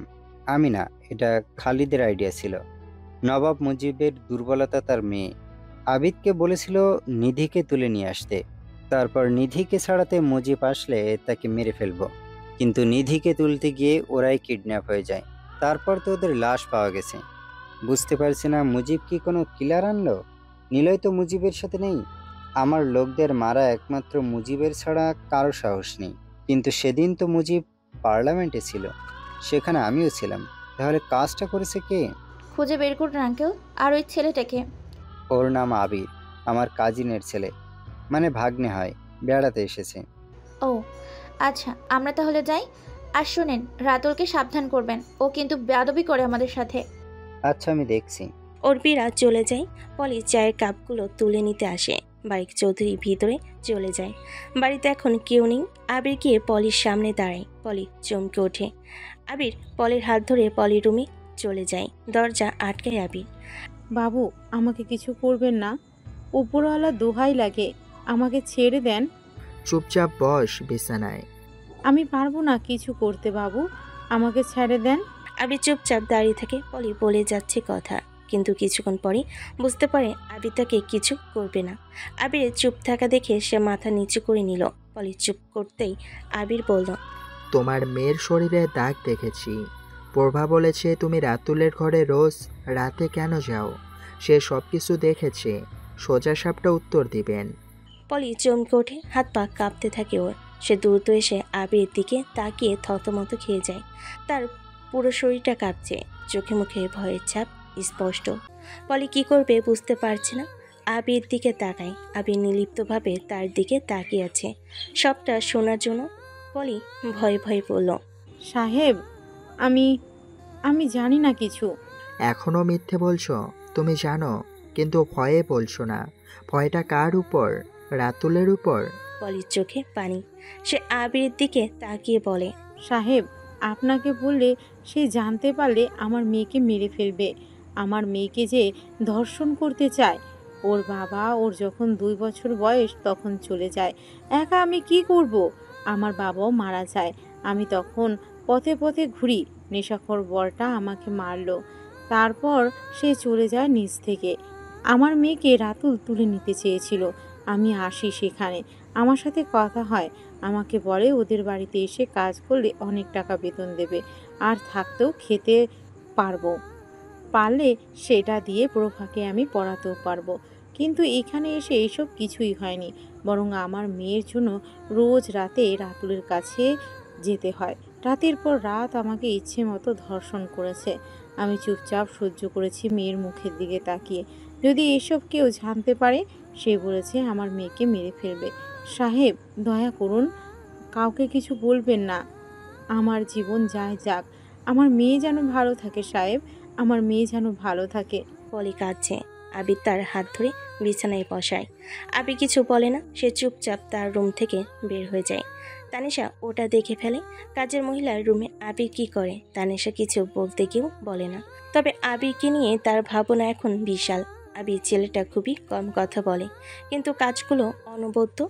রাতুলের জন্য প্রীতি দাঁড়িয়ে আছে। রাতুলের কাছে প্রীতি আসে। দুজনে রাস্তার পাশে বসেছে। এমন সময় একটা গাড়ি যায় সেখান দিয়ে। গাড়ির ভিতরে বসে আছে নিধি। নিধি প্রীতিকে দেখতে পায় রাতুলের সাথে বসে আছে। রাতুলকে সে চেনে। সালমানের জন্য রাতুল জেলখানাতে ছিল, কিন্তু প্রীতি ওর সাথে কেন? নিধি কিছু বলে না, সে চলে যায় সেখান থেকে। রাতুল প্রীতিকে বলে, চলো তোমাকে একদিন আমার গরিবখানাতে নিয়ে যাই, যাবে আমার সাথে? গরিবখানা? এটা কোথায়? ও যে তুমি যে এলাকাতে টিউশনি করো তার পাশে একটা বাড়ি আছে, একতলা। চলো একদিন যাই। কে কে থাকে ওখানে? কেউ নেই, আমি একা থাকি। মা বাবা নেই আমার। ও আচ্ছা, চলো তাহলে এখন যাই। ঠিক আছে চলো। রাতুল তো এটারই সুযোগ খুঁজছিল। সে প্রীতিকে রাস্তাঘাটে বিরক্ত করলে প্রীতি সেটা মেনে নিত না। এবার ঘরে নিয়ে প্রীতির সাথে যা ইচ্ছে করতে পারে। নিধির গাড়িতে হঠাৎ ডিস্টার্ব হয়ে যায়। গাড়ি থেকে নেমে সে বুঝতে পারছে না কি করবে। হঠাৎ গলির রাস্তা দিয়ে প্রীতি আর রাতুলকে ঢুকতে দেখে। নিধি এগিয়ে যায় সেখানে, ওদের পিছু নিতে শুরু করে। রাতুল একতলা বাড়ির সামনে এসে দাঁড়ায়। দরজা খুলে দিল একজন লোক। রাতুল বলে কাজের লোক তিনি। প্রীতি মুচকি হাসে। বিকেল হতে যাচ্ছে, একটু পর তার টিউশনিতে যাবার সময় হবে। দ্রুত এসে রাতুলের সাথে দেখা করেছে প্রীতি। ওরা ভিতরে চলে যায়। নিধি গোপনে বাড়ির ভিতর প্রবেশ করে। প্রীতিকে একটা রুমে নিয়ে যায় রাতুল। প্রতিটা রুমে জানালা খোলা। নিধি চেক করতে করতে পেয়ে যায় সেই রুম। জানালার বাইরে দাঁড়িয়ে থাকে নিধি। তুমি বসো, আমি তোমার জন্য চা করে আনি। বাড়িটা কিন্তু সুন্দর। তাহলে এই বাড়ির বউ হয়ে যাও। প্রীতি লজ্জা পায়। এখনও দুজনের ভিতর সেভাবে কথা হয়নি। প্রীতি রাতুলের থেকে এমন কথা শুনে মাথা নিচু করে নিল লজ্জায়। রাতুল বলে, থাকো, চা করে আনি। দ্রুত, হ্যাঁ, আমাদের কিন্তু বের হতে হবে। ঠিক আছে। রাতুল চলে যায় রান্নাঘরে। নিধিও যায় সেখানে। রাতুল চা বানাতে থাকে। চায়ে নেশার মেডিসিন মিশালো। নিধি সব কিছু ভিডিও করতে শুরু করেছে। বোঝা যায় কি হতে যাচ্ছে। সে কৌশিককে কল দেয়, কৌশিককে সব কিছু জানায়। কৌশিক বের হয়। ওদিকে রাতুল চা নিয়ে আসে প্রীতির জন্য। প্রীতি চা খায়। কড়া ডোজের নেশার মেডিসিন। প্রীতি সেটা খেয়েই চোখে ঝাপসা দেখতে শুরু করে। রাতুল এবার প্রীতির কাঁধে হাত রাখে, ওনাটা খুলে নেয়। প্রীতি চমকে ওঠে। সে ধীর গলাতে বলে, রাতুল, কি করছো? আমার বের হতে হবে। আরে যাবে তো, আগে একটু এনজয় করি। কিসের এনজয়? এই যে তোমার সাথে আমার মজা করা বাকি, বিছানায় শোয়া। প্রীতির বিভিন্ন স্থানে রাতুল স্পর্শ করে। প্রীতি বোঝা যায় তার সাথে কি হতে যাচ্ছে, কিন্তু সে চিৎকার করতে পারে না। তার শরীরে প্রবেশ করেছে কোকেইনের কড়া ডোজ। গায়ে সামান্য শক্তি নেই তার। রাতুল বিছানায় ফেলে দিয়ে প্রীতির গায়ের জামাটা ছিঁড়ে ফেলে। বুকের জায়গাটা সব স্পষ্ট হয়। ভিতরে ছোট্ট অন্তর্বাস জামা পরা। রাতুল প্রীতির গালে চুমু দেয়। প্রীতি চিৎকার করে, তবে সেটা ঘরের বাইরে অবধি যেতে পারে না। ছাড়ো আমাকে, আমাকে যেতে দাও। কেউ আছো? আমাকে বাঁচাও। কেউ আসবে না সোনা, এখানে শুধু তুমি আর আমি। কাজের লোকটা এখন বাহিরে চলে গেছে। তোমাকে কালকে সকালের আগে ছাড়ছি না, সারা রাত তোমাকে খাবো গো। দয়া করে আমার সাথে কিছু করবে না, আমাকে ছাড়ো, ছাড়ো বলছি। তোমার গায়ে জোর নেই সোনা, পারবে না বাধা দিতে, উঠে দাঁড়িয়েও হাঁটতে পারবে না, তাই যা করতে চাচ্ছি সেটা চুপচাপ সহ্য করো, দেখবা অনেক মজা পাচ্ছ। কথাটা বলে পুরো জামাটাই খুলে ফেলে রাতুল, কেবল পরনে একটা পায়জামা পরা পিতে। এমন সময় দরজার কাছে সে দাঁড়ায় নিধি। সেসব ভিডিও করে নিয়ে রাতুলকে বলে, কি দরকার জোর করার? ভালোবাসলে যে কোনো মেয়ে তার সব কিছু দিয়ে দেয়। প্রয়োজনে মেয়েটা চায় যেন ওই মানুষটা সারা জীবন তার সাথে থাকে, কিন্তু কিছু ছেলে আছে এসব পেয়ে মেয়েটাকে ছেড়ে চলে যায়। এটা তো অন্যায়। তোর আবার জেলে যাওয়ার সময় হয়েছে রে রাতুল। রাতুল ভয়ে চমকে ওঠে। প্রথমে ভয় পায় মানুষ জানাজানি বিষয়ে, কারণ এসব প্রকাশ করলে ওর বাবা জানতে পারবে আর বারেক চৌধুরী এবার ওর ছেলেকে মেরে ফেলবে। তাই ঘটনা বাইরে যাওয়ার আগে সে নিধির কাছে আসে। কে তুই? ও মুজিবের মেয়ে না তুই? তুই তো আরো বেশি সুন্দরী, চলে আয়, একসাথে টিসাম গেম খেলি। খুব শখ না? আচ্ছা দেখা যাবে। নিধি এগিয়ে আসে, রাতুল কাছে এসে দাঁড়ায়। নিধি তার শরীরের সবটুকু শক্তি দিয়ে রাতুলের গালে চর বসিয়ে দেয়। একটা চরে রাতুল গিয়ে বিছানায় পড়ে। রাতুল উঠতেই তার বিছানার নিচ থেকে একটা চাকু বের করে। নিধি ভয় পায় না, সে রাতুলের হাতে জোরে একটা লাথি দেয়। রাতুলের রাগ তখন চরম সীমাতে পৌঁছে গেছে। সে নিধির দিকে এগিয়ে এসে চুলের মুঠি ধরে বিছানায় ফেলে দেয়। তারপর অনেকগুলো চর দেয়। নিধি ঠোঁট ফেটে রক্ত বের হতে শুরু করেছে। খুব শক্তি না তোর গায়ে? আগে তোকে দর্শন করব, তারপর ওটাকে সে বিছানা থেকে উঠতে পারবে না, তোকে দুর্বল করব আগে। কিন্তু এত হাওয়াজ তোর শরীরে আসে কোথা থেকে রে? রাতুল আবার চমকায়, কণ্ঠটা কোনো মেয়ের না কোনো ছেলের। তবে আবার কে আসলো? দরজার দিকে তাকিয়ে দেখে 3 জন পুলিশ দাঁড়ানো। রাতুল বুঝে যায় সে পুরোপুরিভাবে ফেঁসে গেছে। রাতুল ছুরির দিকে এগিয়ে যেতে শুরু করে, কিন্তু কৌশিক এসে ছুরিটা পা দিয়ে চেপে রাখে। রাতুল তাকাতেই কৌশিক জোরে একটা ঘুষি দেয়। নিধি দ্রুত উঠে পিঠের জামাগুলো ঠিক করে অন্য দিয়ে ঢেকে দেয়। নিধি এবার সোজা লাইভে আসে। লাইভে এসেই বলা শুরু করে, হ্যালো গাইস, দেখেন স্বরাষ্ট্রমন্ত্রীর ছেলে রাতুলের কাণ্ড। সে একটা মেয়েকে তুলে এনে বাড়িতে ধর্ষণ করতে চায়। তার খাবারে নেচার মেডিসিন মিশিয়ে তাকে দুর্বল করে। সব ভিডিও আমার কাছেই আছে, আপনারা দেখুন রাতুলের কাণ্ডগুলো। এবার যদি তার বিচার না হয় তবে তার কাছে কোনো মেয়েই নিরাপদ নয়। লাইভ শেষ করে কৌশিক সে সুযোগে রাতুলকে অনেক মারে। এরপর রাতুলকে টেনে নিয়ে যায় বাহিরে। ঘটনাটা বারেক অবধি পৌঁছাতে 5 মিনিট সময় লাগেনি। ছেলের এমন কাণ্ডে তিনি রেখে একদম ফায়ার। সে কি করবে বুঝতে পারছে না। আবিরকে ডাকে, আবির এদিকে এসো। হ্যাঁ বলুন। আমার ছেলে ফেঁসে গেছে, জানোয়ারটাকে কোনোভাবেই আদালত অবধি পৌঁছানো যাবে না, তাহলে অনেক ঝামেলা হবে আমার। যেভাবেই হোক তাকে বাড়িতে নিয়ে আসো, আমি ওকে কুচু কাটা করব। মন্ত্রী সাহেব, আমি এসেছি বিশেষ কাজে। এই কাজ তো আমার না, পুলিশকে ফোন করলেই তো তাকে ছেড়ে দেবে। ওখানে মুজিবের মেয়ে আছে, এত সহজ না। কাজটা তোমার মতো কারো দরকার। প্লিজ আবির, আমি টাকা দিব এটার জন্য। বেশ, চোখ বন্ধ করে 1 ঘন্টা ঘুম দেন, আপনার ছেলে বাড়ি আসবে। তবে আপনার ছেলের সাথে আমার তো অনেক কাজ আছে, সময় হোক টের পাবেন। আগে আমার ছেলেকে আমার সামনে নিয়ে আসো। আবির বের হয়, ফোন করে অর্কদের। ওরা সব কিছু রেডি করে ফেলে। আবির বের হলো। কৌশিকেরা গাড়িতে করে রাতুলকে তুলে নিয়ে যাচ্ছে। এমন সময় রাস্তায় একটা বাইক রাখা দেখতে পাই। সেখানে একটা ছেলে দাঁড়ানো, মুখে মাস্ক পরা। সে আবির। কৌশিকেরা গাড়ি থেকে নামে, হাতে পিস্তল। আবির বলে, হ্যাঁ অফিসার, পিস্তল দিয়ে কিছু হবে না, সোজা সাপটা কথাতে আসি। আমি রাতুলকে নিয়ে যেতে এসেছি। সে কি অজ্ঞান হয়ে আছে নাকি এখনো চোখ মেলে আছে? কে তুই? রাতুলকে নিতে এসেছিস কেন? আমি কে সেটা মুখ্য বিষয় নয়, আমি এসেছি রাতুলকে নিতে। কেন এসেছি সেটাও মুখ্য বিষয় না, যা প্রশ্ন করেছি তার উত্তর চাই। যা মেরেছি, মনে হয় না 2-3 দিন ঘটনার আগে সে চোখ খুলবে। তুই এখান থেকে চলে যা, রাতুলকে এবার ফাঁসির মঞ্চে নিয়ে যাব। আগে থানা অবধি নিয়ে যেতে পারিস কিনা দেখ বয়েস। আবিরের কথা শুনেই অনেকগুলো লাইট জ্বলে উঠল। রাস্তার চারপাশ থেকে লোক বের হয়ে আসলো। পুলিশ কনস্টেবল কৌশিকের কাছে আসে। স্যার, এরা তো ব্ল্যাক শ্যাডো গ্যাংয়ের লোক দেখছি, তবে কি ব্ল্যাক শ্যাডো ওদেরকে পাঠিয়েছে? হ্যাঁ, তাই তো। তাহলে আমাদের থানা অবধি ওকে নিয়ে যাবার দরকার নেই। ব্ল্যাক শ্যাডো তাকে এমনিতেই মেরে ফেলবে। তুই কি ব্ল্যাক শ্যাডোর লোক? হ্যাঁ বয়েস, রাতুলকে নিয়ে এসো আর পুলিশগুলোকে আহত করো, না হলে সকালে সাংবাদিকদের কি দেখাবো।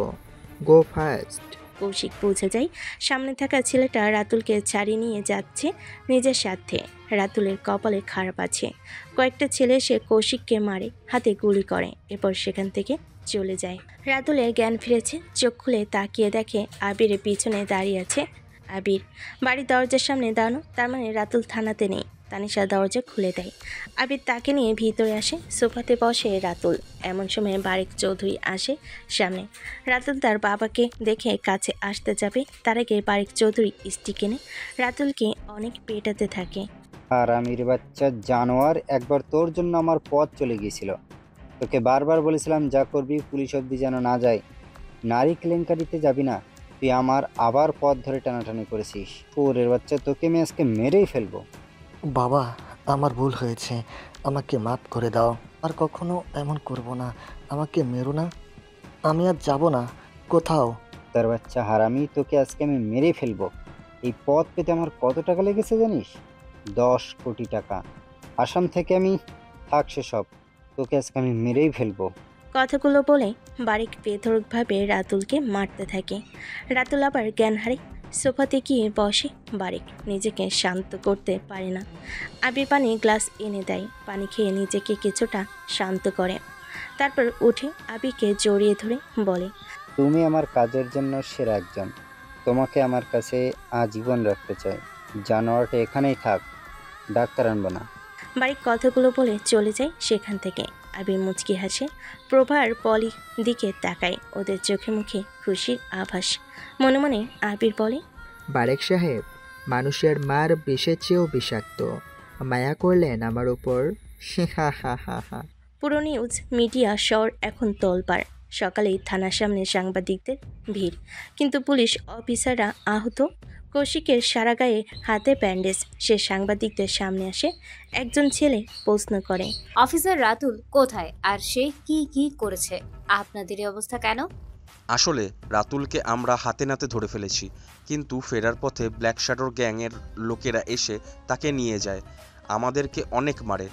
আমাদের এক অফিসার এখনও হাসপাতালে। ব্ল্যাক শ্যাডো মানে? যার কাছে এক্স ভল্ট ফাইল আছে, যে কিনা একজন হ্যাকার, সে কেন রাতুলকে নিয়ে গেছে? তা জানি না, তবে তার কাজগুলো তো আপনারা জানেন। সত্যকে খুঁজে বের করা। রাতুল একবার ধরা পড়েছিল, কিন্তু তার ফাঁসি হয়নি। এই জন্যই ব্ল্যাক শ্যাডো তার আদালতে নিয়ে গেছে, তাকে শাস্তি দেওয়ার জন্য। আমরা এসব জানি না। মার খেয়ে আমরা রাস্তায় পড়েছিলাম। আর কোনো কথা বলে না কৌশিক। সাংবাদিকেরা প্রশ্ন তোলে, রাতুল কি তবে এবার আসল সাজা পেতে চলেছে? পাওয়াটাই ঠিক। যে মানুষের অন্য মেয়েদেরকে এভাবে ভোগের কাজে ব্যবহার করে, তার মতো লোকেদের জন্য ব্ল্যাক শ্যাডোর মতো হ্যাকারদের দরকার। নিধি এসব নিউজ দেখে সকালে ঘুম থেকে উঠে ভয় পায়, কারণ কালকে রাতে ব্ল্যাক শ্যাডোর সাথে ওর কথা হয়েছে। তাকে যে জন্য খুঁজেছে সেটা ব্ল্যাক শ্যাডোর কাছে বলে। তুমি কি তাহলে ব্ল্যাক শ্যাডো? হ্যাঁ, কিন্তু আমার সাথে কথা বলার জন্য বারেকের নামে মিথ্যা প্রতারণা কেন? কি করব, তোমাকে তো সহজে পাওয়াই যায় না। তো কেন আমাকে খুঁজছো? তোমার কাছে কাশিপ স্যারের বানানো এক্স ভল্ট নামের একটি ফাইল আছে। সেখানে কি আমার মায়ের খুনের বিষয়টা আছে? আমি শুধু এতটুকু জানতে চাই, আমার মা খুন হয়েছে কি না। সেটা জানার পর আর কোনো কোশ্চেন নয় তো? না, আর কোনো কোশ্চেন করব না। শুধু আমি জানতে চাই, আমার মা খুন হয়েছিল নাকি স্বাভাবিক মৃত্যু। হ্যাঁ, সে খুন হয়েছিল। আমি তো নিধি, তোমার আইপি অ্যাড্রেস 108167, তাই না? তোমার ডিভাইসের লোকেশন দেখাচ্ছে শহরের মাঝে মুজিবের বাড়ি, ওখানে। হ্যাঁ, কিন্তু কেন? আমার মা খুন হয়েছে? কি এমন হয়েছে যে খুন হতে হলো? আর যেখানে এক্স ভল্টের মতো একটা বিস্ফোরক ফাইল যা রাজনৈতিক ব্যবসায়িকের মতো মানুষদের নাম আছে সেখানে আমার মায়ের নামটা কিভাবে ঢোকে? কেন তার কথা গোপন করা হয়েছে? একটা প্রশ্ন করবে বলেছিলে, তোমার প্রশ্ন শেষ, আমি সেটার উত্তরও দিয়েছি। কিন্তু মেসেজ সেন্ড হয় কিন্তু ডেলিভারি হয় না। নীতি বুঝতে পারে সে এখন আর লাইনে নেই। রাতে মায়ের কথা ভাবতে ভাবতে ঘুমিয়ে পড়ে। সকালে উঠে ব্ল্যাক শাটার নামে এমন নিউজ পাবে ভাবতে পারেনি। রাতুলকে তবে সে মেরে ফেলবে। প্রশাসন সব ইউনিট হতে এই হ্যাকারকে খুঁজে বের করার চেষ্টা করছিল 2 বছর আগে, কিন্তু কোনো কাজই হয়নি। হ্যাকার ধরা পড়েনি। অনেক কিছু 2 বছর আগেই বন্ধ হয়, তবে আবার শুরু হয়েছে। হুট করে আবিদ মামুন খুন হয়েছে। ভার্সিটির আগের মতো নেই, এখন ভার্সিটির সব নিয়ন্ত্রণ করে মুজিব। এখানে সব কিছু রুলস দিয়েই চলে। কোনো রাজনৈতিক সংগঠন সরকার অবধি পৌঁছাতে পারে না। বারেক চৌধুরীও এমন নিউজ দেখে অবাক হয়। তবে আবিদ যে বুদ্ধি করে তার ছেলেকে নিয়ে এসেছে সেটাও বুঝতে পারে। বারেক অনেক খুশি হয়। কিন্তু আবির কোথায়? আবির প্রভাকে নিয়ে একটা স্কুলে গিয়েছে। তানিশা পিছু নিতে নিতে সে ওই স্কুলের দিকে আসে। সাথে পলিও আছে। তানিশা ইন্টারভিউর জন্য যখন বের হচ্ছিল তখনই চোখে পড়ে আড়ালে আবির আর পলি একসাথে বের হচ্ছে। ওর সাথে মেয়ে প্রভাও আছে। তানিশা ফলো করতে করতে একটা ভালো মানের স্কুলে আসে। আবির প্রভাকে স্কুলে ভর্তি করাতে এসেছে। পলির গায়ে অল্প দামে পোশাক, প্রভার গায়েও একই রকম। পলি আর প্রভাকে আগে পাঠিয়ে দেয় আবির। আবির দোকান থেকে সিগারেট কিনতে যাবে, তখনই তানিশা সামনে আসে। আবির কিছুটা চমকে যায়। তুমি এখানে? হ্যাঁ, দেখতে আসলাম। সেদিন পলির ঘর থেকে তোমাকে বের হতে দেখলাম। আজকে ওদেরকে নিয়ে এখানে কি করছো? ও, আসলে পলির ইচ্ছে ছিল তার মেয়ে পড়াশোনা করবে। তোমাদের বাড়িতে কাজ করে যত টাকা পায় সেটা দিয়ে প্রভাকে পড়াবে, তাই ভর্তি করাতে নিয়ে এসেছি। সেভাবে তো আমি সব চিনি না, এটাই বাড়ির কাছের স্কুল মনে হলো, তাই আর কি। Mumbai central primary school. তুমি কি জানো এই স্কুলটা সরকারি না, প্রাইভেট একটা স্কুল। এখানে পড়তে হলে অতটুকু বাচ্চা প্রতি মাসেই যাবে 20 থেকে 25,000 টাকা। তাছাড়া এখানে যে বাচ্চারা পড়ে সেসব বাচ্চার মা বাবা সব বড় পর্যায়ের লোক। এখানে স্টুডেন্টদের পড়াশোনার মান ভালো। কাজের মেয়েকে ভর্তি করাবা ভালো, একটা নিম্নমানের স্কুলে ভর্তি করাবে। সব শুনে তো এখানেই ভর্তি করাতে হবে মনে হচ্ছে। তুমি কি যাবে নাকি একাই যাব? না না, হেড স্যার আমাকে চেনে। কাজের লোকের মেয়েকে ভর্তি করাতে আসছি দেখে বারেক কাকার কাছে জানাবে। সমস্যা আছে, পারবো না আমি। তুমি যাও, আমার ইন্টারভিউ আছে। আর তাছাড়া দেখো এতক্ষণে ওদেরকে বেরও করে দিয়েছে। আবির মুচকি হাসে তানিশার মুখ থেকে এসব কথা শুনে। ওদিকে হেড স্যারের রুমে প্রবেশ করে পলি। হেড স্যার প্রথমে ওদের পোশাকের দিকে তাকিয়ে বলে, এই কি ব্যাপার, এখানে ভিক্ষুকদের ঢোকা নিষেধ। যাও যাও, বাইরে যাও। দারোয়ান। স্যার, আমি ভিক্ষুক না। তাহলে তোমার হেড টিচার? অফিস রুমে কি করছো? বেরিয়ে যাও। স্যার, আমার মেয়েকে এই স্কুলে ভর্তি করাতে এসেছি। কি, ফকিরের মেয়েকে ভর্তি? জানিস এখানে ভর্তির ফর্ম কত টাকা? যাবাক, বামন হয়ে চাঁদের দিকে নজর করাতে আসছে। যা, বোতল টুপে গিয়ে। দারোয়ান আসে সেখানে। হেড টিচার দারোয়ানকে বলে, ওই বেদক, এসব টুকাইদের ভিতরে ঢুকতে দিয়েছে কেন? স্যার বললো ভর্তি করাবে, তাই। তোমার চাকরি আমি দেখছি, দাঁড়িয়ে কি দেখছো? ওই বের হো তারা, গরিবের আবার পড়াশোনা। আয় বলছি। দারুণ পলির হাত ধরে টেনে নিয়ে যায় বাহিরে। আবির সে সময় সেখানে আসে। আবিরের পায়ের কাছে এসে পড়ে ওরা। আবির ধরে ওঠায়। কি হয়েছে? এখানে আমাদের মতো গরিবের বাচ্চারা পড়তে পারবে না, চলেন স্যার। ভর্তি তো প্রভাকে এখানেই করাবো, চলো আমার সাথে। আবির দারুণের কারের কাছে মুখ এনে কি যেন বলে। দারুণ সরে যায়, ভিতরে ঢোকে ওরা। আবির আবার ওদেরকে অফিস রুমে পাঠায়। ততক্ষণে অফিস রুমে প্রায় সব টিচারেরা চলে এসেছে। পলিকে ঢুকতেই সবাই কেমন নাক সিটকিয়ে তাকায়। হেড স্যার খেপে যায়, চিৎকার করে বলে, ওই তোরা আবার এসেছিস? বের হসনি কেন? যা বলছি এখান থেকে, নাহলে খারাপ অবস্থা হবে বলে দিলাম। ওরা তবুও সরে না সেখান থেকে। এমন সময় আবির ভিতরে প্রবেশ করলো। গায়ে বেশ দামি পোশাক।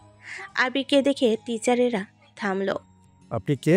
ওই যে মেয়েটার অভিভাবক, আমি মেয়েটার কাকা হই। মেয়েটাকে ভর্তি করাতে এসেছি। দেখুন মিস্টার, এখানে গরিব বাচ্চাদের পড়াশোনার জায়গা না। ক্লাস 1 থেকে 10 পর্যন্ত পড়ানো হয়। পাশে আরেকটা বিভাগ আছে, এখানে প্রতি মাসে 30,000 টাকা লাগে। কেন এত টাকা লাগে? আপনাদের বেতন কি দেওয়া হয় না? হ্যাঁ হয়, কিন্তু এটা নিয়ম। এত নিয়ম মানি না। পড়তে সব রেডি করুন। এভাবে হবে না। তো কি হবে এভাবে? আবির কথাটা বলে কোমর থেকে একটা পিস্তল বের করে হেড স্যারের টেবিলের উপর রাখলো। টিচারেরা সবাই ভয়ে চুপ হয়ে যায়। হেড স্যার বুঝে ফেলে সামনে বসে থাকা বড় বড় চুলের ছেলেটা সুবিধার না, তবুও বলে, দেখুন, আপনি ভুল করছেন। খালিদ সাহেবের স্কুলিটা, অর্থমন্ত্রী তিনি। জানতে পারলে আপনার সমস্যা হবে। আবির পিস্তল টেনে বুলেট সেট করে টিকারে আঙ্গুল ধরে বলে, 5 অবধি গুনব। এরপর কে মরবে আগে সেটা তার সিদ্ধান্ত। আর খালিদকে আমি চিনি না, সে আমাকে চেনে না। মানুষের পোশাক চেহারা দেখে বিচার করা ঘোর অন্যায়। মনে রাখবেন টিচার, সৌন্দর্য খুঁজে লাভ কি? সব মানুষের ছায়াটাই তো কালো। 1 2 3। ভর্তি নিচ্ছি, এই পেপারস নিয়ে আসো। ওবার ভর্তির সবকিছু হেড স্যার নিজেই ঠিক করে দেয়। আবির বলে, পড়ভা এখানে ফ্রিতে পড়বে, সব রকমের সুযোগ সুবিধা পাবে। যদি সে কোনোদিন আমাকে বলে টিচারেরা ওর সাথে বেয়াদবি করছে, কসম উপরওয়ালার, খালিদ সহ ওর স্কুল, ওর সাথে এখানে থাকা প্রতিটা টিচারকে আমি স্কুলের মাঠে পুঁতে দেব। মনে থাকবে তো? পড়ভা, এদিকে আয়। সবগুলো টিচারকে দেখে রাখ, নাম সহ পরিচয় জেনে রাখবি। যদি কখনো তোর সাথে অতিরিক্ত কিছু করে বা বলে, সোজা আমাকে জানাবি। আচ্ছা কাকাই। চল, বই নিবি। আর শুনেছি এখানে স্কুল শেষে প্রাইভেট পড়ানো হয়, তুই সেখানেও পড়বি।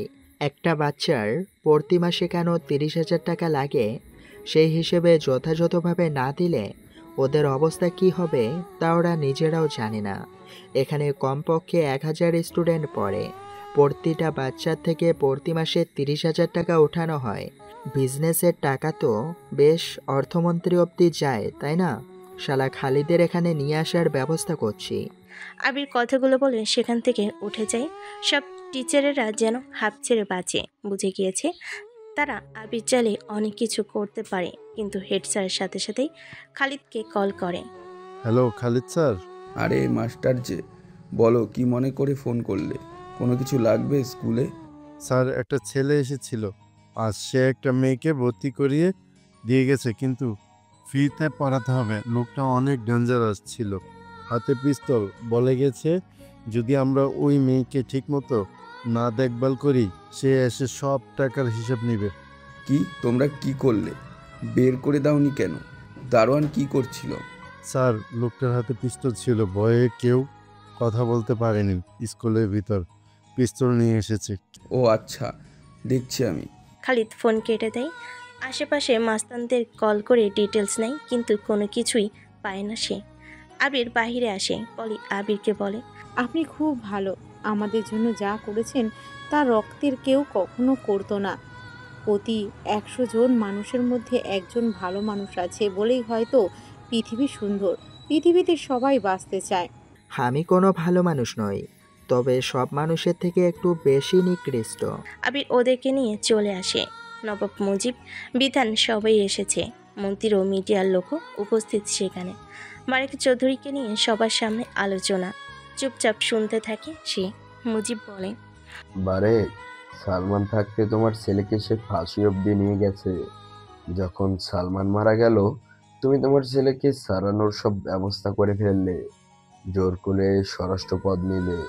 তোমাকে কিছু বলিনি, কারণ পুরনো বন্ধুত্বের জায়গা থেকে তুমি একবার আমার উপকার করছিলে, সেটার জন্য চুপ ছিলাম। তোমার ছেলে কোথায়? মাননীয় মন্ত্রী, বন্ধুত্বের কথা বলিয়েন না, সেটা এখন অতীত। আমার অতীত রেকর্ড আমাকে ভয়ঙ্কর বানিয়েছে। তাই নাকি? তাহলে আমার অতীত নিশ্চয়ই তোমার মনে থাকার কথা। বাধ্য করো না খারাপ হতে। নিজের ছেলেকে সামলাও। আমার মেয়ের কাছে সব প্রমাণ আছে। আমি আমার ছেলেকে খুঁজছি। ব্ল্যাক শ্যাডো গ্যাং আমার ছেলেকে তুলে নিয়ে গেছে। ও হ্যাঁ, মনে পড়েছে, এক্স ভল্ট ফাইলটা কিন্তু তার কাছেই আছে। তাই আমরা যে অতীত নিয়ে যত বড়াই করছি, তা 1 মিনিটের ভিতরেই সব নষ্ট করে দিতে পারে। আমাকে দোষারোপ করে লাভ নেই। ওই হ্যাকারকে আগে খুঁজে বের করো। নবাব মুজিব কিছু বলে না। দুজনের ফিসফিসানি থামে। সাংবাদিকদের সামলে নেয় বারেক। তবে মনে মনে বারেক বলে, শালা ইচ্ছে করছে তোকে এখানেই ঠুকে দিই। কিন্তু এটা করলে আমার সাপ মরবে, লাঠি ভাঙবে। অপেক্ষা কর তুই, তোকে ঠিকই সরাবো আমি। নিধি বসে আছে গাড়িতে। সামনে জ্যাম লেগেছে। বাণিজ্য ও শিল্প মন্ত্রীর ছেলে নিতিন একটা মেয়েকে তুলে এনেছে, রাস্তার মাঝখানে বসিয়ে রেখেছে মেয়েটাকে। এর জন্য জ্যাম লেগেছে। মেয়েটার বাবা একজন কর্পোরেট অফিসার। নিতিনের একটি ফাইল সাইনের প্রয়োজন আছে, কিন্তু নিতিন এই মেয়েটার বাবার থেকে কোনোভাবেই সাইন আনতে পারছে না, কারণ নিতিন হাসপাতাল ভেঙে সে একটি বার বানাতে চায়, আর সেটা কলেজের পাশে হতে একদমই কাজটার অনুমতি দিতে রাজি নন অফিস থেকে। সেই পদে বসে আছে মিজান আহমেদ, তাই বাধ্য হয়ে নিতিন মিজানকে তুলে এনেছে। আবির এসেছে নিধির গাড়ির পাশে। নিধির কালো কাচের উপরে নিজের চেহারা দেখতে পায়। সে কাচের দিকে তাকিয়ে নিজের বড় চুল দাড়িগুলো ঠিক করতে থাকে, চোখে রোদ চশমা। নিধি তখনই কাজটা সরি নেই। ভিতরে আবির নিধিকে দেখতে পায়। নিধি তাকাতে আবির লজ্জা পায়। আপনি এখানে? হ্যাঁ, একটু কাজ আছে। চুলগুলো কাটতে পারেন না? পুরোই জঙ্গি চেহারা। সব কিছু ছোট করবেন, না হলে গার্লফ্রেন্ড চলে যাবে। কেউই তো নেই, চলে যাবে আবার কি? সেদিন যে দেখলাম রাস্তার বৃষ্টিতে ভিজে আপনি তার গায়ে কোট দিয়ে দিচ্ছিলেন। ও, ওটা তো মামার মেয়ে হয়। দেখলেন না সেদিন যে বাড়িতে গেলেন, সেখানে ছোট্ট মামার মেয়ে সে। ও, কিন্তু বাবা আর একটু সহ্য করো, জ্যাম এখনই ছাড়বে। একটা ছেলের কথা কানে আসে আবিরদের। ছেলেটা ওদের পাশে দাঁড়িয়ে অন্য গাড়ির জানালা দিয়ে তাকিয়ে কথাটা বলল। ভাই, কি হয়েছে? কিসের জ্যাম? ভাই, আমার বাবা স্ট্রোক করেছে, 1 ঘন্টা ধরে জ্যামে আটকে আছি। সামনে গিয়ে দেখলাম নেতার ছেলেরা একটা মেয়েকে আটকে রেখেছে, তাস খেলছে। সরতে বললাম, আমাকে তাড়িয়ে দিল। ও, এই বিষয়। আচ্ছা শোনো, আমার বাইকটা নিয়ে তুমি সাইডে রেখে দিও, আমি আসছি, জ্যাম ছেড়ে দেবে। আমিও আসছি। নিধি নামে। নিধির বিষয়ে তেমন কেউ জানে না। তার বাবা মন্ত্রী হলো। নিধি তার বাবার প্রোটোকল ছাড়া চলতে পছন্দ করে, নিজেকে সবার থেকে আড়াল করে। আবির এগিয়ে যায়, নিধি পিছনে পিছনে হাঁটে। নিধি ভাবছে আবির হয়তো অনুরোধ করবে, নয়তো বারেকের নাম বলবে। এতে যদি কাজ না হয় নিধি শেষমেশ তার বাবার সহায়তা নেবে।